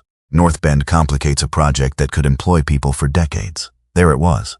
Not rocks, not liability, people. Mason looked toward the window before continuing. My father worked underground 34 years. Callan said nothing. He started when he was 19. By 48, his lungs were bad. By 52, he couldn't climb the stairs in our house without stopping halfway. Mason's voice remained steady, but the story had changed him. The corporate rhythm disappeared. We nearly lost the house. My mother was working nights at a nursing facility. I was 21 and thought I could fix everything by taking every shift anybody offered. What happened? The company stepped in. Medical assistance, disability support, kept his insurance going longer than they had to. North Meridian, a predecessor company. Same people in some of the offices. Callan watched him carefully. So you owe them. Mason shook his head. No. I remember what happens to families when an industry disappears. His brown-gray eyes hardened. You think towns up here live on scenery? People need jobs, tax base, schools, clinics, hardware stores, diesel mechanics, restaurants. You close one major project and the damage doesn't stop at a mine gate. Callan understood more than he wanted to. Mason was not pretending. That made him more dangerous, not less. Clean water matters too, Callan said. Of course it does. Then why are we having this conversation? Because life isn't clean choices. Mason leaned forward. People in cities like to talk about untouched wilderness while living in houses wired with copper, driving cars built from metals, using batteries made from minerals somebody had to dig out of the ground. I'm not against mining. Could fooled me. I'm against hiding what it costs. Mason was silent. Callan continued. You keep saying every industry has a price. It does. Fine. He leaned forward too. Who decides which family pays it? Mason's jaw tightened. Callan waited. For the first time since they met, Mason had no immediate answer. A waitress passed the booth carrying a pot of coffee, and for several seconds the only sound was ceramic cups touching saucers. Mason finally looked away. On the wall behind Callan hung an old black and white photograph of miners standing shoulder to shoulder outside a shaft house. Men with dirty faces. Men smiling despite exhaustion. Men who probably believed they were building something their children would inherit. Callan understood suddenly that this was the real battlefield between him and Mason. Not good versus evil. Not soldier versus businessman. Two men who had inherited different ideas of protection from their fathers. One believed survival sometimes required accepting a cost. The other was beginning to understand that the person who chooses the cost must also be willing to look directly at the people forced to pay it. Callan reached into his jacket, removed the printed offer, and placed it on the table. I'm not selling. Mason looked at the paper. You sure? No. That surprised him, Callan continued. I'm not sure this land is worth $6.5 million. I'm not sure my father was right. I'm not sure what's inside that ridge. Then why walk away from the money? Because I don't know what happens to everybody downstream if I sign. Mason's face became unreadable again. That uncertainty could cost your daughter more than you think. Callan stood. So could yours. He left the offer on the table. By the time he returned to Northbend, Naomi had developed a list of what they still needed. Historical records were useful. Old core samples were useful. But agencies acted more quickly when there was evidence of current conditions and current activity. We need water samples from inside the accessible portion, Naomi said. Photographs of any recent equipment. Serial numbers if we can get them without disturbing anything. Current readings at the lower seep. Anything that establishes recent work. Dana had begun contacting state environmental officials. Helena went one step farther. She arranged a call with Special Agent Jonah Reyes. Reyes joined by secure video that afternoon. He was 44, roughly 6 feet tall, with a lean, athletic build and the stillness of a man who wasted little movement. His face was angular, with a pronounced jaw, medium brown skin, close-cropped black hair beginning to gray at the temples, and dark eyes that seemed more interested in contradictions than explanations. A neatly trimmed beard followed the line of his jaw. He wore a dark field jacket over a pale blue button-down shirt, without a tie. Reyes had spent years investigating environmental crimes involving illegal dumping, falsified records, and industrial misconduct. That experience had apparently cured him of being impressed by dramatic stories. Let me be clear, he said after Helena summarized the situation. I'm not calling North Meridian criminal because your father left tapes in a barn. Good, Callan said. Reyes's eyes shifted toward him. You sound disappointed. I'm relieved. Why? Means you might be useful. Naomi covered a smile with her hand. Reyes did not smile. Then, after a beat, he did. Barely. "What do you have that is current?" Naomi answered. She described the recent equipment near the old working, the missing sample tray, the planned closure operation, and her concerns about water movement. Reyes asked precise questions. Who photographed what, when? Were locations recorded? Had anyone entered restricted areas illegally? Did they possess original documents or copies? Could current samples be collected without interfering with permitted operations? He did not promise arrests. He did not promise a warrant. He said he would review whatever Dana and Helena sent him. "If you obtain current evidence lawfully and safely, I'll look at it." Callan nodded. "And if it's enough, then it becomes my problem." Callan appreciated that sentence. Late that afternoon, Naomi prepared to enter only the portion of the old exploration working she believed could be accessed without approaching the unstable sections. Callan intended to take Cairn. The dog disagreed. Cairn followed him halfway across the yard, then stopped. Turned back. Maisie stood beside Ruth near Walter's truck. Cairn returned to the girl. Callan called him once. The German shepherd looked at him, then looked toward the trees behind Walter's property. His ears remained high. His body was tense in a way Callan recognized. Not fear, concern. Callan walked back. "What is it?"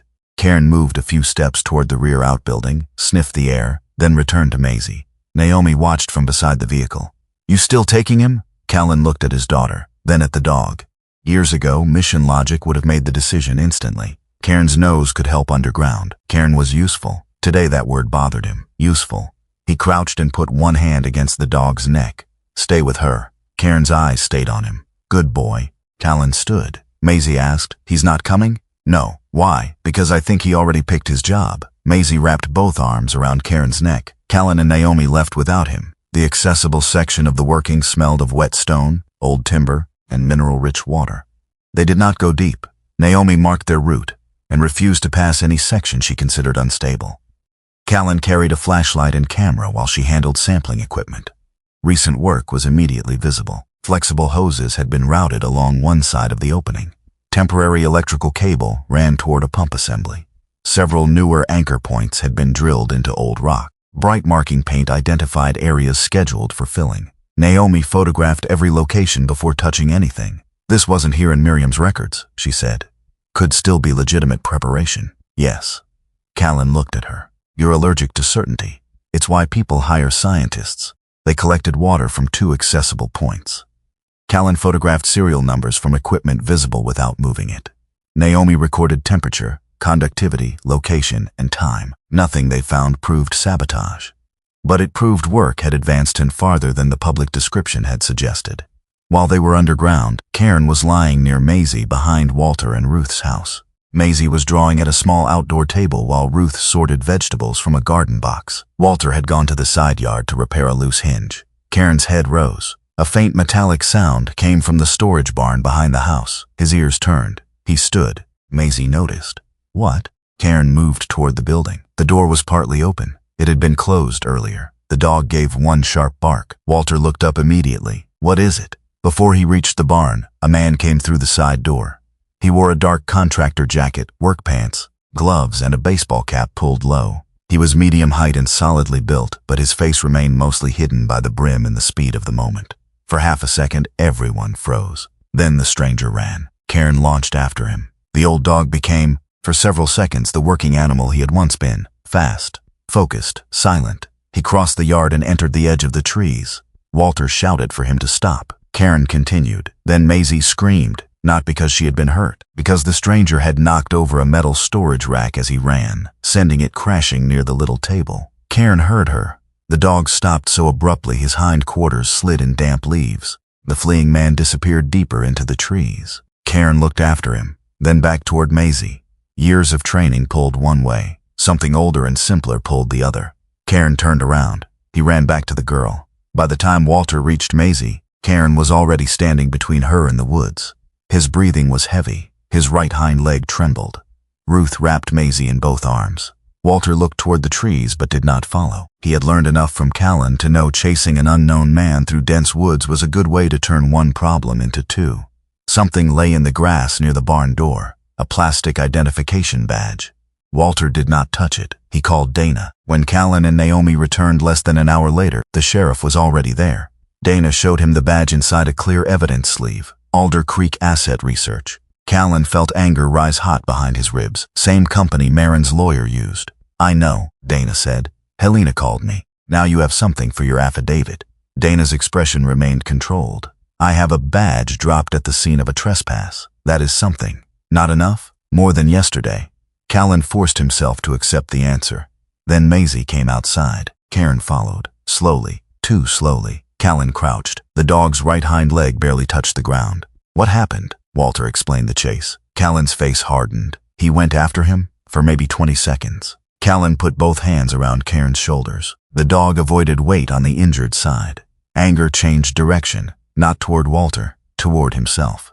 He had known the leg was vulnerable. He had left Cairn because the dog wanted to stay with Maisie, and Cairn had done exactly what Callan had trusted him to do, protect her. Maisie knelt beside them. Is he going to die? No. The answer came automatically. Then she looked directly at him. Are you? Callan stopped. Old Callan would have said no. Daddy's fine, nothing is going to happen. A clean lie shaped like comfort. Instead, he sat on the grass beside her. I'm going to be careful. That's not what I asked. I know. Maisie's eyes began to shine. Callan took her hand. I can't promise nothing bad will ever happen. I can promise I'm not doing this alone. She glanced toward Dana, toward Naomi, Walter, and Ruth. Then Cairn. Okay. It was not reassurance, it was trust. That felt heavier. Ruth bandaged Cairn's leg temporarily and insisted a veterinarian examine him as soon as practical. The swelling appeared consistent with aggravation of the old injury rather than a new break, but Callan refused to assume. By early evening, the weather changed. Clouds thickened over the ridge. Wind pressed the tops of the pines toward the east. Naomi checked the forecast on her phone. Cold front. Walter looked out the window. More than that. Marin called before dinner. She sounded breathless. I found another Alder Creek file. Callan put her on speaker with Helena and Naomi listening. It's an internal scheduling notice, Marin said. Winterglass mobilization. Naomi stepped closer. What time? 5:30 tomorrow morning. Naomi's face changed. That was not the scheduled time. How early? Almost a full day. Walter looked toward the windows where the sky had turned a dark slate. They're moving before the storm. Naomi refreshed the forecast. Heavy rain, strong winds, temperatures dropping sharply. Callan understood immediately. Bad weather reduced visibility, washed away tracks, made monitoring harder, and gave anyone working in remote forest an excuse for confusion, damage, delays, and changing conditions. Cairn lay beside the fireplace with his right hind leg wrapped. Maisie sat near him, one hand resting on his shoulder. Callan looked from the dog to the darkening ridge outside. 30 years. Silas had guarded Northbend for 30 years. Now the people preparing to close the old working had moved their schedule forward. Callan checked the time. There would be no comfortable night to plan, no additional day to gather answers. By 5:30 the next morning, Winterglass would begin, and whatever Silas had spent half a lifetime keeping accessible could be buried before sunrise was fully over the trees. At 5:17 in the morning, Northbend was already awake. The cold front had arrived hard during the night. Rain struck the farmhouse windows almost sideways, driven by gusts that bent the tops of the white pines and sent wet leaves skittering across the porch. The temperature had dropped fast enough that Callan could feel winter somewhere behind the storm, waiting its turn. From the kitchen window, he watched the first work lights appear beyond the northern tree line. 1, then 3, then 6. North Meridian had come early. Callan stood in his faded olive field jacket, dark green cargo pants, and worn brown boots. A mug of coffee cooling untouched beside him. The old military watch on his left wrist read 5:19. Behind him, Cairn lay on a folded blanket near the fireplace. The 8-year-old German shepherd had slept poorly. His right hind leg was wrapped from the previous day, and when he tried to rise, the leg hesitated before accepting his weight. His black and tan body still carried the compact strength of a working dog, but age and injury had begun asking for payment. Maisie sat on the bottom stair in her mustard-yellow quilted coat over pajamas, her burgundy scarf wrapped around her shoulders like a blanket. Her stuffed horse was tucked beneath one arm. You said they were coming after breakfast. They changed their minds. Can they do that? People can do a lot of things that are technically allowed. That sounds like a bad rule. Callan looked at her. It often is. Walter came through the back door with rain shining on his light brown canvas jacket. They've got 2 pump trucks already at the Ridge Road. Naomi entered behind him, pulling off wet gloves. She had been outside checking a temporary water gauge she installed the previous evening. Her stone blue waterproof jacket was darkened by rain. 3, she corrected. Another one is coming in from the east access. Ruth appeared from the kitchen carrying a thermos and the expression of a woman who had accepted that no one around her intended to behave sensibly before sunrise. Drink something hot before you all go charging into weather that hates use. No charging, Callan said. Ruth handed him the thermos. I've met men. Callan accepted it. Outside, heavy vehicles moved behind the trees. The operation looked legitimate because on paper it was. North Meridian had permits associated with old workings closure. Their contractors had equipment. Their safety lights were on. Workers wore reflective gear. Nothing about the scene resembled a criminal raid. That was precisely what made it difficult. Sheriff Dana Holloway arrived before 6. She stepped from her vehicle into driving rain, patrol jacket zipped to the throat, short brown-gray hair already damp along the edges. 2 county deputies remained farther down the access road to document traffic and maintain distance between the landowners and contractors. Dana found Callan near the north barn. Rice is working with the state people now. Warrant? Not yet. Callan looked toward the ridge. They can seal that place before paperwork catches up. I know. You planning to stop them? Dana's gray-blue eyes hardened, not without authority. So they keep working, until I have a lawful reason to stop them. Yes, Callan hated the answer. Dana knew it. She stepped closer. You called me because you didn't want this to become private warfare. I remember. Then remember it when you get angry. Callan looked toward the trucks in the distance. I'm already angry. Good. Means you don't need to go looking for more. A familiar pickup appeared near the contractor's staging area. Mason Pike climbed out. Rain beaded across his charcoal waterproof jacket. His gray and black flannel shirt showed at the open collar, and mud covered the lower half of his dark work trousers and black-brown boots. He walked toward Callan without hurry. Dana remained nearby. Mason acknowledged her first. Sheriff. Mr. Pike. Then he looked at Callan. You should take your daughter into town. Callan's jaw tightened. That concern, advice. You've been generous with that. Mason looked past him toward the farmhouse. This gets uglier today. You gain nothing. You mean your company gains nothing. I mean old workings get closed every year. Old samples disappear. Projects move forward. That is how industry works. Funny. Yesterday you wanted to pay me $6.5 million not to watch. Mason's expression barely changed. I wanted certainty. And now I think you've convinced yourself that every machine in the woods is proof of a conspiracy. Callan glanced toward the pumping equipment. Then you shouldn't mind independent people documenting it. Mason's eyes cooled. This property doesn't exist in a vacuum, Rourke. I know. Apparently you don't. Mason lowered his voice. There are families in towns around here who need projects like this to survive. Callan did not answer. They had already had that argument. He was no longer interested in winning it. Behind them, a sharp metallic pop sounded from the direction of the north barn. Callan turned. A second later, smoke pushed through a seam beneath the eaves. Walter. They ran.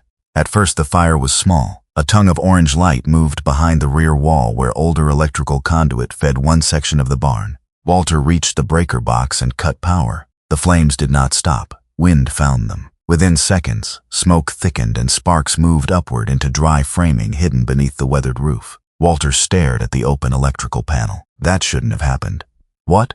He pointed. A section of insulation around one cable had been stripped back unnaturally close to the junction. Callan saw fresh scoring around the box. Not proof, but wrong. Dana reached them. Everybody away from the structure. There are sample boxes inside, Naomi said. Dana looked toward the roof. Then the sample boxes can burn. Callan was already calculating distance to the cellar access beneath the barn. The old part of him moved instantly. Entry path, time, smoke, wind. What could be carried out in 60 seconds? Then he heard Maisie. Daddy! She stood near the porch with Ruth. The wind shifted. A sheet of smoke rolled toward the farmhouse. Callan looked at the barn. Evidence. Then his daughter. Choice. Ruth, take Maisie to your place. Maisie immediately protested. No. Callan crossed the yard. Maisie, Grandpa's things are in there. I know. Then we have to save them. He crouched in front of her. No, we have to get you out of here. Her gray-green eyes filled with frustration. What about you? I'm coming back, Daddy. Listen to me. He kept his voice calm. Things can be replaced. People can't. The words came out before he understood what they meant. Ruth heard them. So did Naomi. Perhaps Callan did too. Finally, Maisie grabbed him around the neck. He held her once. Hard. Then Ruth took her toward Walter's pickup. Cairn struggled up from the blanket Walter had carried outside. The German shepherd limped toward Maisie. Callan did not stop him. Go with her. Cairn looked back. Go. This time the dog obeyed. By 6:30, the north barn was burning in earnest. Local volunteer firefighters had been called, but rural distance and storm conditions slowed them. Walter and Callan kept hoses on the farmhouse-facing side to prevent sparks from spreading. Naomi stood beneath the porch roof, staring toward the ridge. "They've started pumping." Callan heard it now, a low mechanical hum beneath wind and rain. "What does that mean?" "They're moving water." "Closure, maybe." Dana joined them. "Ray says state investigators are still reviewing the documentation you sent." "How long?" "He didn't give me a clock." Callan looked toward the barn, then the ridge. Every direction contained something Silas had tried to preserve. Walter suddenly dropped the hose. His face changed. Not fear, memory. "The ledger." Callan turned. "What ledger?" Walter stared toward the pump shed near the northern edge of the meadow. Silas had a field notebook. Thick green cover. "Years ago he told me if anything happened to the barn, there was one book I was never supposed to leave behind. You never mentioned it. I forgot." Callan's anger flashed. Walter raised a hand. "I'm 69. I'm allowed one." "Where is it?" "Maintenance compartment by the old pump house." Naomi looked toward the ridge. "That's close to the working." "I know." Callan grabbed Walter's arm before he could move. "You're staying here." Walter looked down at Callan's hand. "Son, your father trusted me with this place before you knew it existed. And now I'm telling you not to go." Walter's pale blue eyes sharpened.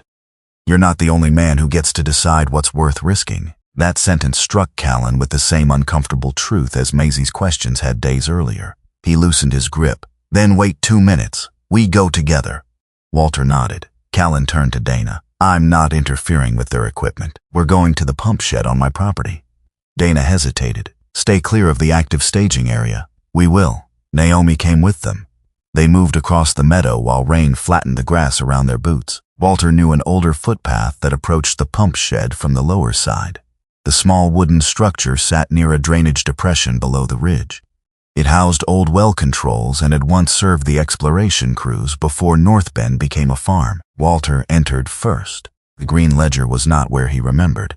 He opened one metal cabinet, then another. Damn it. Callan heard heavy machinery through the trees. "Where else?"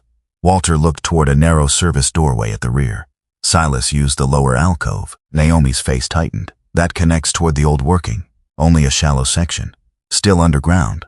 Walter was already moving. Callan followed. The narrow passage was not the main exploration drift. It was an old service corridor, partly reinforced with timber and concrete, leading toward a maintenance alcove near the historic access. Water dripped from overhead. The noise of pumps vibrated faintly through the rock. Naomi stopped.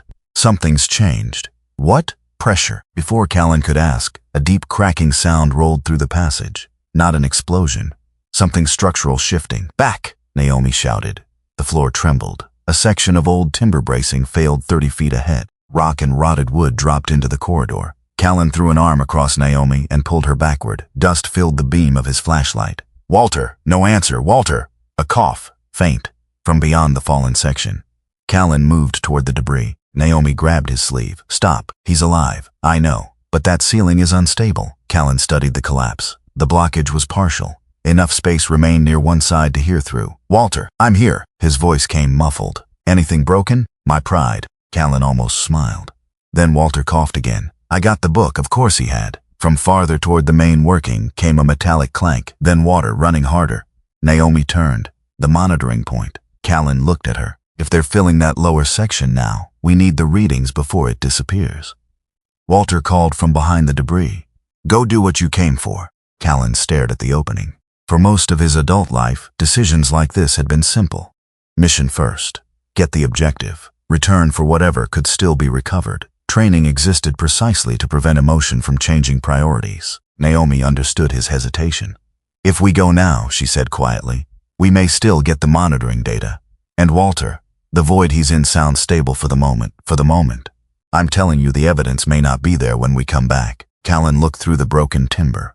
He could not see Walter, only darkness. Evidence could expose North Meridian. Evidence could justify a warrant. Evidence could vindicate Silas. Walter was one man. The arithmetic was cruel because it was familiar. Then barking echoed from the passage behind them. Callan turned. "Cairn?" The German shepherd appeared through the service doorway, soaked from rain, bandage partly loosened around his injured hind leg. "Damn it." Cairn passed Callan, sniffed the air, moved toward the collapse. He barked once. Walter answered. "Hey, old boy." Cairn pressed his nose near a narrow gap between fallen timbers. His whole body went rigid. Then he shifted 3 feet to the right and barked again. Callan understood. He's showing us where Walter is closest. Naomi looked toward the lower passage, the monitoring point, then back at Callan. She did not need to repeat the choice. Callan took off his field jacket and dropped it on the dry side of the floor. We get Walter. Naomi's eyes held his. You know what that may cost. Yes, the readings may be gone. Yes, the fill could cover the lower points. Yes, she waited. Callan crouched beside Cairn. Evidence can be found again. He looked through the gap. Walter can't. Something inside him settled. Not triumph, not courage, something quieter. For once, the mission had not won. Callan examined the collapsed structure before touching anything. Old training returned in a different form now. Not combat, but assessment. Load, support, secondary failure. He identified 2 pieces of timber they could move without disturbing the heavier rock above. Naomi supported one section while Callan pulled loose boards. Cairn kept returning to the same gap, barking whenever Walter answered. Keep talking, Callan called. I'm running out of interesting subjects. Tell me how you met Dad. A pause. He insulted my wiring. That sounds like him. Said a drunk squirrel could have done cleaner work. Also sounds like him. Walter kept talking. Callan kept moving debris. They opened enough room for Walter's arm. Then shoulder. The older man crawled forward carrying a mud-covered green notebook inside his jacket. Callan grabbed him beneath both arms and pulled. Walter emerged coughing, bleeding lightly from one temple but conscious. Naomi checked him quickly. No obvious major injury. Walter looked at her. That the scientific term? It is now. Then Cairn tried to turn. His right hind leg collapsed. The dog hit the floor. Callan was beside him immediately. Easy. Cairn tried again. Failed. The run through the storm and unstable footing had exhausted the injured limb. Callan slid one arm under the dog's chest and the other beneath his hindquarters. Cairn weighed close to 80 pounds. Callan lifted him anyway. The German shepherd resisted for half a second, offended by the indignity. Don't start. Cairn stopped struggling. Callan carried him toward daylight. Rain hit them as they emerged. Walter walked with Naomi supporting one arm. Behind them, water continued moving through the old working. Callan knew they had lost whatever chance remained to reach the monitoring point in time. He also knew he would make the same decision again. On the way across the meadow, a memory returned without warning. Years earlier, a night overseas. Callan injured, disoriented, half convinced he could keep moving under his own power. Cairn refusing to leave him. The dog had stayed close until Callan reached extraction. Back then, Callan had thought of loyalty as discipline. Now he understood it differently. Sometimes loyalty was simply refusing to leave something living behind for the sake of something abstract. He tightened his grip around Cairn. Your turn to get carried, old man. Cairn rested his wet muzzle against Callan's shoulder. By the time they reached the farmhouse, firefighters had contained the barn fire from spreading, but the structure itself was badly damaged. Black smoke rolled from the roof. Several shelves inside the accessible area had collapsed. Some sample boxes were soaked, others were scorched. A firefighter told Callan no one could safely enter yet. Naomi checked her phone. The lower monitoring feed just went dead. Callan looked toward the ridge. Gone Mason stood near the staging road watching the smoke. When Callan approached, Mason's face showed no satisfaction at first, only fatigue. Then he saw Walter, saw Cairn in Callan's arms. His expression hardened. You should take in the money. Callan said nothing. Mason looked toward the burned barn. Your father spent 30 years protecting rocks that are either underwater or ash now. Walter stiffened. Callan did not move. Mason seemed almost disappointed by the lack of reaction. Nothing to say? Callan looked at him. I'm done explaining myself to you. He turned away. That hurt Mason more than a punch would have. For an hour, Callan believed Mason was right. The barn was damaged. The lower monitoring point was lost. The active working was being altered. Silas's careful little fortress of evidence seemed to be collapsing faster than any agency could intervene. Callan sat on the farmhouse porch beside Cairn, who lay wrapped in a dry blanket. Walter emerged with his temple bandaged and the recovered green ledger under one arm. I remembered something. Callan looked up. Please tell me it isn't another tunnel. Walter lowered himself into a chair. Years ago, Silas gave me a metal case. What kind? Sealed. Heavy. About this long. He showed the dimensions with his hands. He made me drive it to Duluth. To who? Helena. Callan stared. You're remembering this now? Walter looked offended. I was busy being buried. Fair. They called Helena. She listened, then went silent. I know the case. You still have it. Yes, open it. I'm not in the office. Helena, I'm going. 25 minutes later, She called by video from a secure records room. The metal case had been stored under Silas's instructions and never opened because Helena had been told it required confirmation from Callan. Inside were 4 things: a signed affidavit from Miriam Vance, original equipment shipping records, a verified inventory matching specific core samples, and a small encrypted storage token. Naomi leaned toward the screen. He duplicated it. Helena nodded. More than that. She found a letter beneath the files. Silas had written that Northbend itself should never be the only place where evidence lived. He knew a barn could burn, a tunnel could collapse, a sample could disappear, a man could die. Callan closed his eyes. Silas had planned for failure, even his own. But the archive remained locked. Helena connected the token to an isolated computer. A prompt appeared. 3-part authentication required. The first clue referenced a marked verse in Silas's Bible. Callan retrieved it. The second requested an identifier associated with the one who always came back. Callan immediately understood. Cairn's old training tag. He entered the number. The third clue appeared. The child remembers what the father forgot. Everyone looked at Maisie. She sat beside Cairn, one hand still resting on the dog's shoulder. I don't know. Callan knelt. Grandpa's North Star game. Maisie frowned in concentration. He made me remember numbers. What numbers? A lot. Try. She closed her eyes. There was the Bible number. What Bible number? The one with the stars. Callan opened Silas's Bible to the verse marked with a small hand-drawn star. Beside it was a number sequence. Maisie stared, then shook her head. No. Grandpa always said you forgot the last part. Me? He said. Your daddy always forgets the way home because he thinks directions are suggestions. Walter laughed despite the bandage. Callan ignored him. What did Grandpa say after that?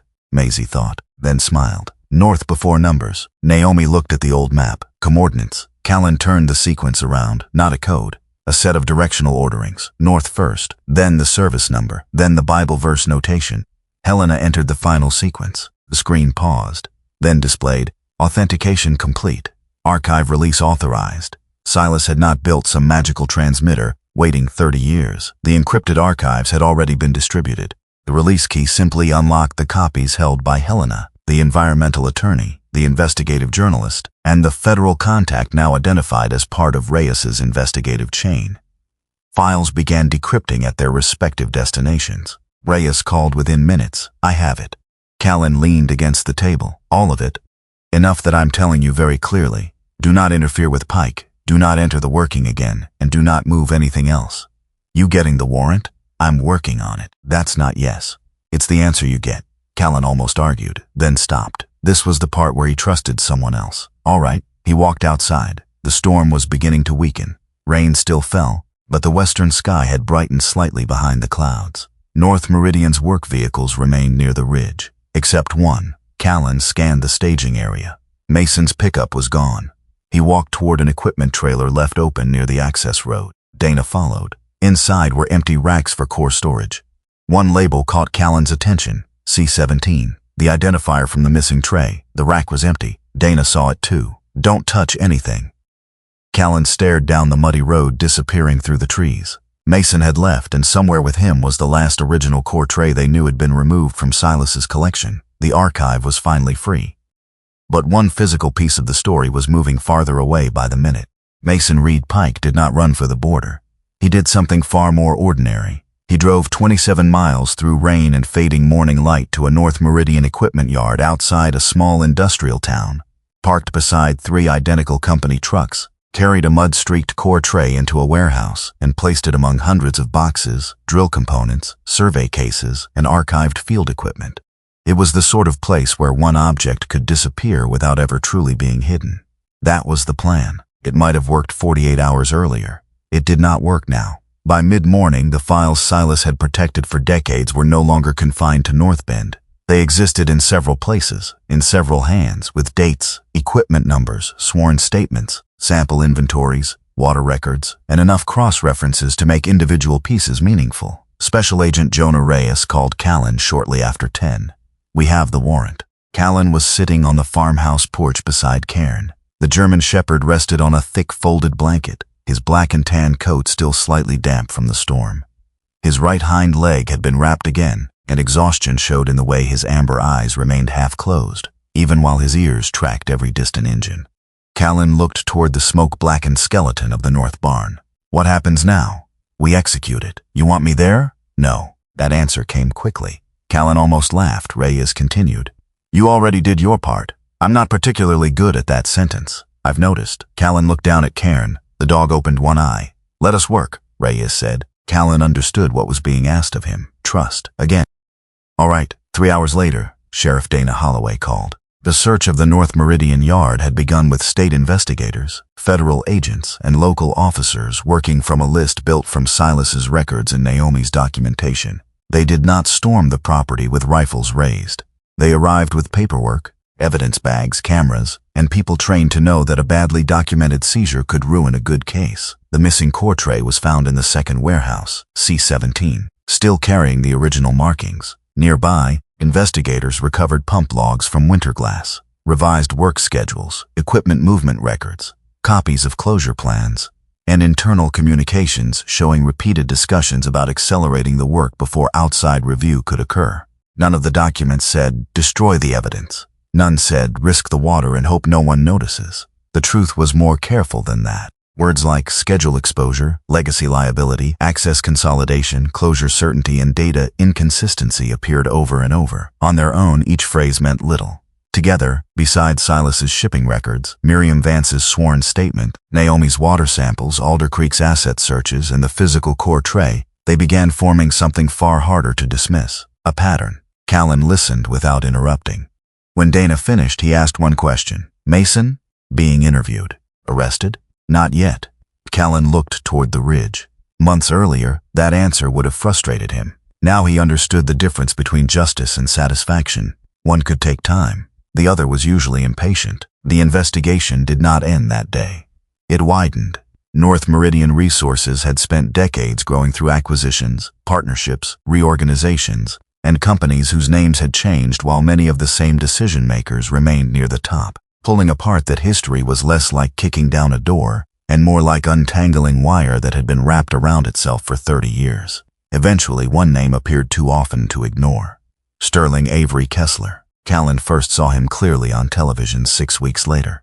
Sterling was 58, about 6 feet tall, with a lean, carefully maintained build and the immaculate posture of a man accustomed to rooms becoming quieter when he entered them. His face was long and sharply structured, his chin well-defined, his pale blue eyes cool enough to seem almost colorless beneath studio lights.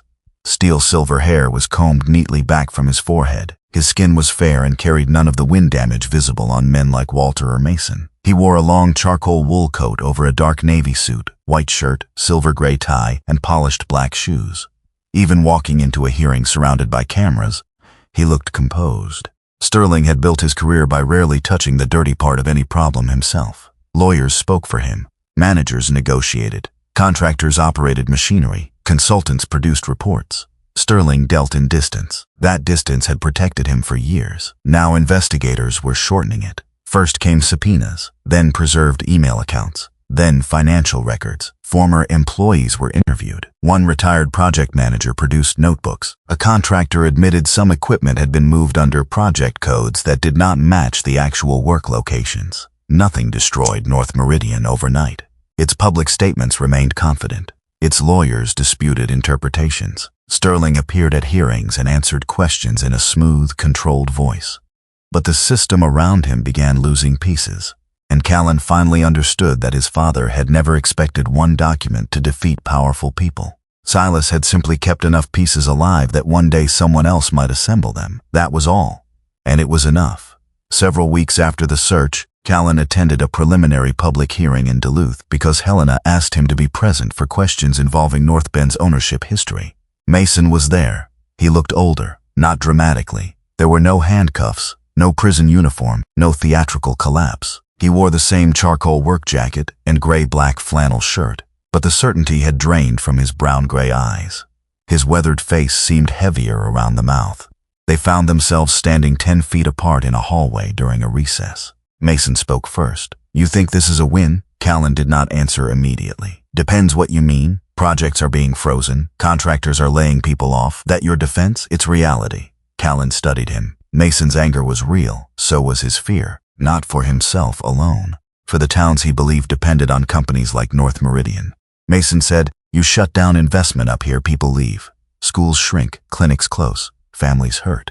Callan nodded slowly. I believe you. Mason seemed surprised. Callan continued. I never said mining was the enemy. Could fooled everybody. The problem isn't digging rock out of the ground. Callan stepped slightly closer. The problem is deciding somebody else's water, health, or land is a cost you're allowed to hide from them. Mason looked away. You think every project can make everybody happy? No. Then somebody always pays. Yes. Callan's voice stayed quiet, but they should at least know they've been chosen. Mason had no response. For the first time, Callan did not need one. When Callan returned to Northbend that evening, Maisie was sitting on the porch steps waiting for him. Cairn lay beside her. The dog tried to stand when Callan approached. His front legs came up easily. His injured hind leg did not. Cairn paused. Years earlier, Callan would have given the hand signal that meant up. He would have encouraged the dog forward because moving had always been the answer. This time he simply stopped at the bottom of the steps. Maisie looked at him. You're waiting? Yeah. For Cairn? Yeah. Cairn tried again. Slowly he rose. Callan did not help until the dog had decided he wanted help. Then he offered one hand beneath Cairn's chest. Maisie watched everything. Grandpa used to wait for him too, she said. Callan turned. What? When Cairn was at Grandpa's apartment. Grandpa said old friends don't rush each other. Callan stared at his daughter. Silas had never said that to him. Maybe because men like Silas often found it easier to tell the truth to children and dogs. Cairn reached Callan and leaned briefly against his leg. In that small pressure, something inside Callan finally stopped fighting his father. Not forgiving everything. Not understanding everything. Just stopping. Marin arrived in Minnesota 2 weeks later. She stepped from a rental car wearing her familiar camel-colored wool coat over an ivory blouse, black trousers, black ankle boots, and the small silver watch she had owned since before Maisie was born. Her dark chestnut hair was tied low at her neck, and cold air immediately brought color into her warm, fair skin. She stood beside the driveway looking at Northbend. The white farmhouse had smoke stains on one side from the barn fire. Temporary lumber covered a few damaged areas. Beyond it, meadow grass had gone golden brown beneath the approaching winter. Maisie ran to her. Marin dropped her bag and crouched. For several minutes, Callan ceased to exist. That was exactly how it should have been. Later, after Maisie took Marin to inspect every room she had claimed as important, Callan and his former wife sat on the porch. Cairn lay between them. For a while, neither knew how to begin. Marin did first. I'm sorry. Callan looked toward the meadow. For Alder Creek? For that. For deciding anger gave me permission not to think about where information went. He nodded. She continued. I wanted to prove you were hiding something. I was. Marin turned toward him. Not money. No. Callan rubbed his thumb over the edge of his old military watch. I made you live beside somebody who locked every emotional door from the inside. Marin looked down, and I spent years trying to kick them open. You were pretty good at kicking. A tiny smile appeared. You were very good at reinforcing. That might once have become an argument. Instead, they both laughed quietly. Not because anything was funny, because sometimes laughter was what remained when anger had finally grown tired. Marin shook her head. We were awful at the end. Yeah, I don't want to be awful forever. Neither do I.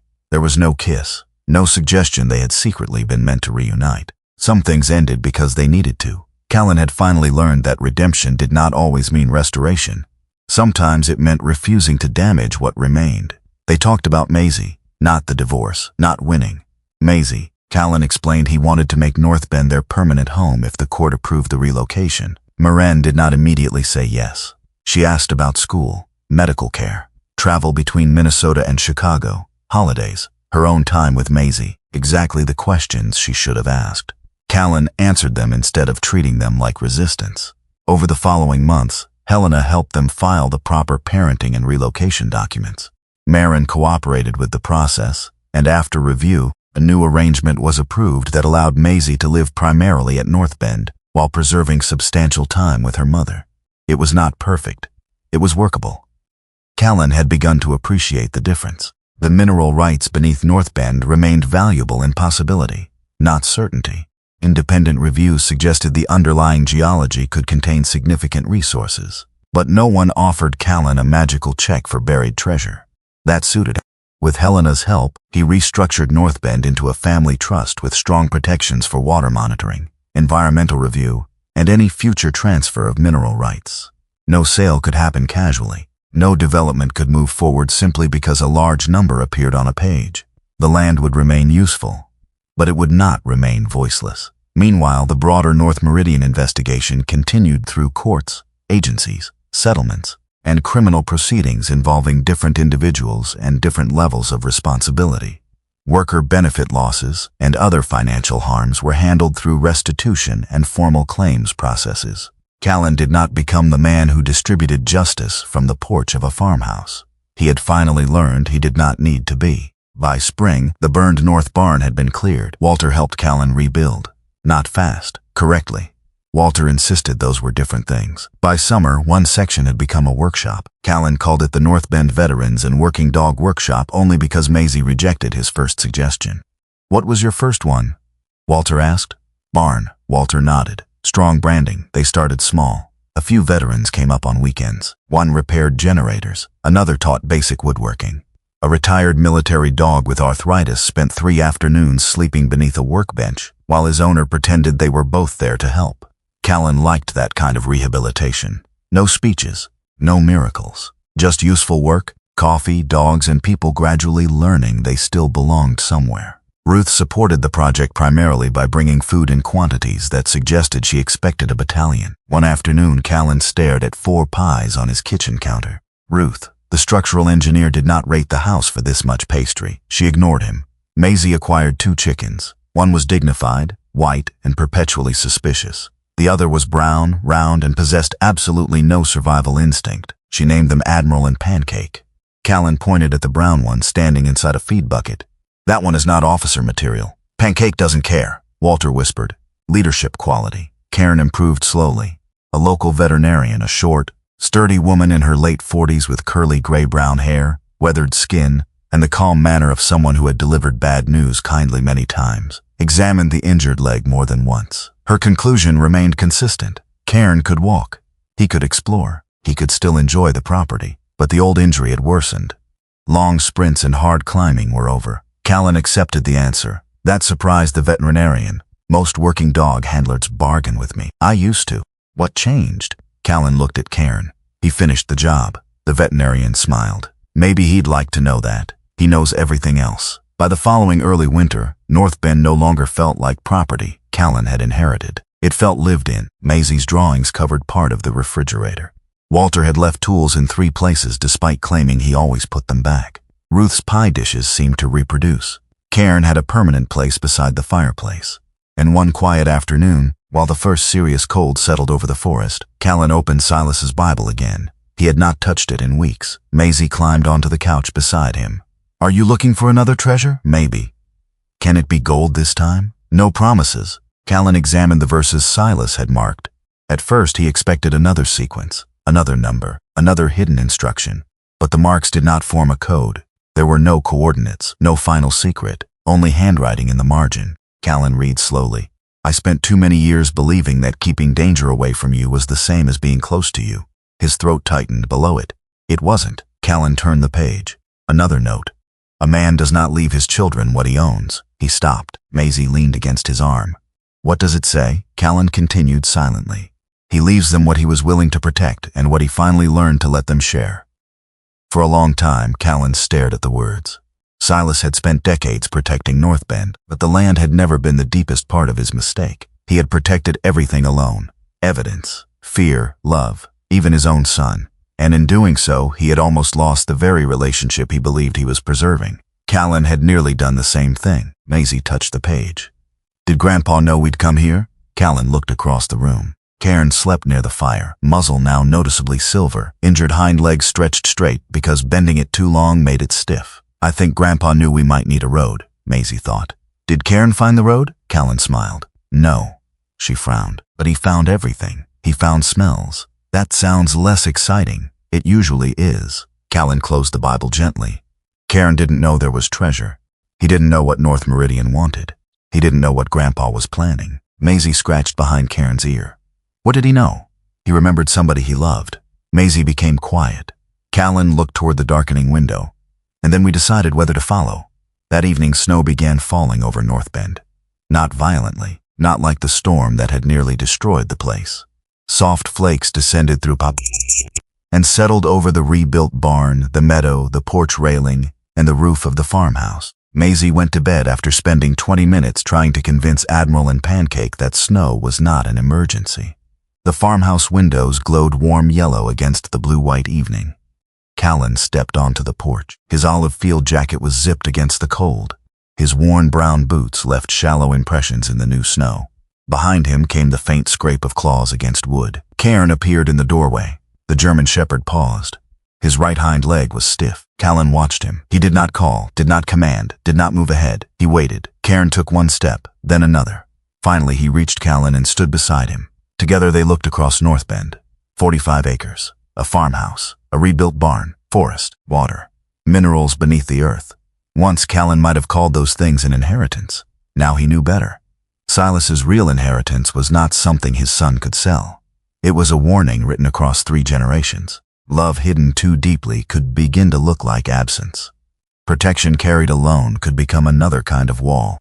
A father could spend his whole life guarding something for his child, and still forget that children needed more than what was guarded. They needed to be allowed inside. Cairn leaned lightly against Callan's leg. Callan rested a hand on the old dog's neck. Neither moved for a while. Then light appeared in the upstairs hallway. Maisie, home.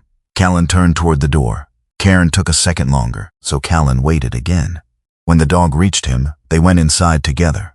Silas had protected Northbend long enough for his son to inherit it.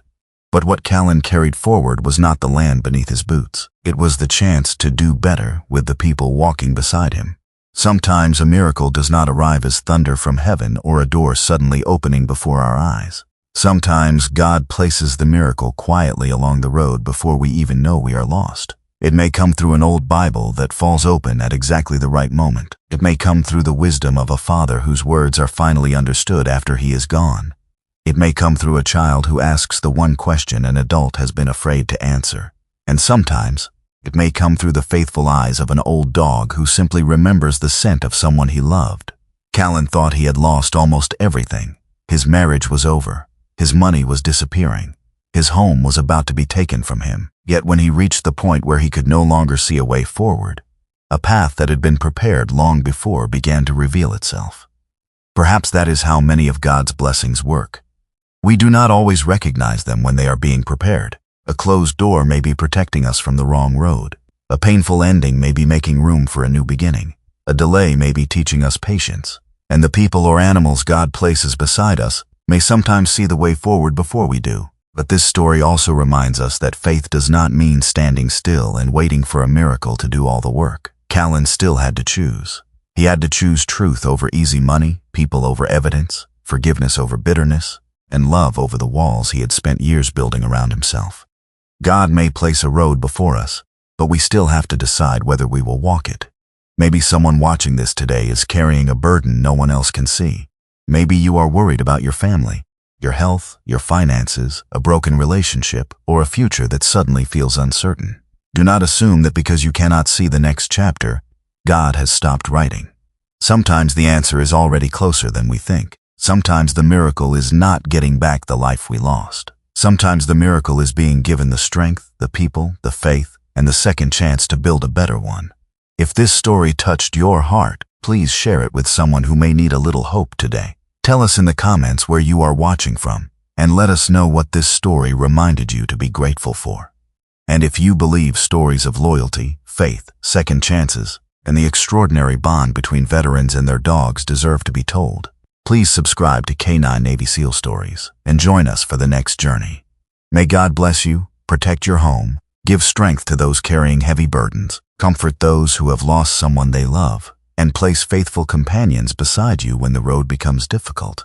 And wherever you are watching from, may God guide your steps until you find your way home.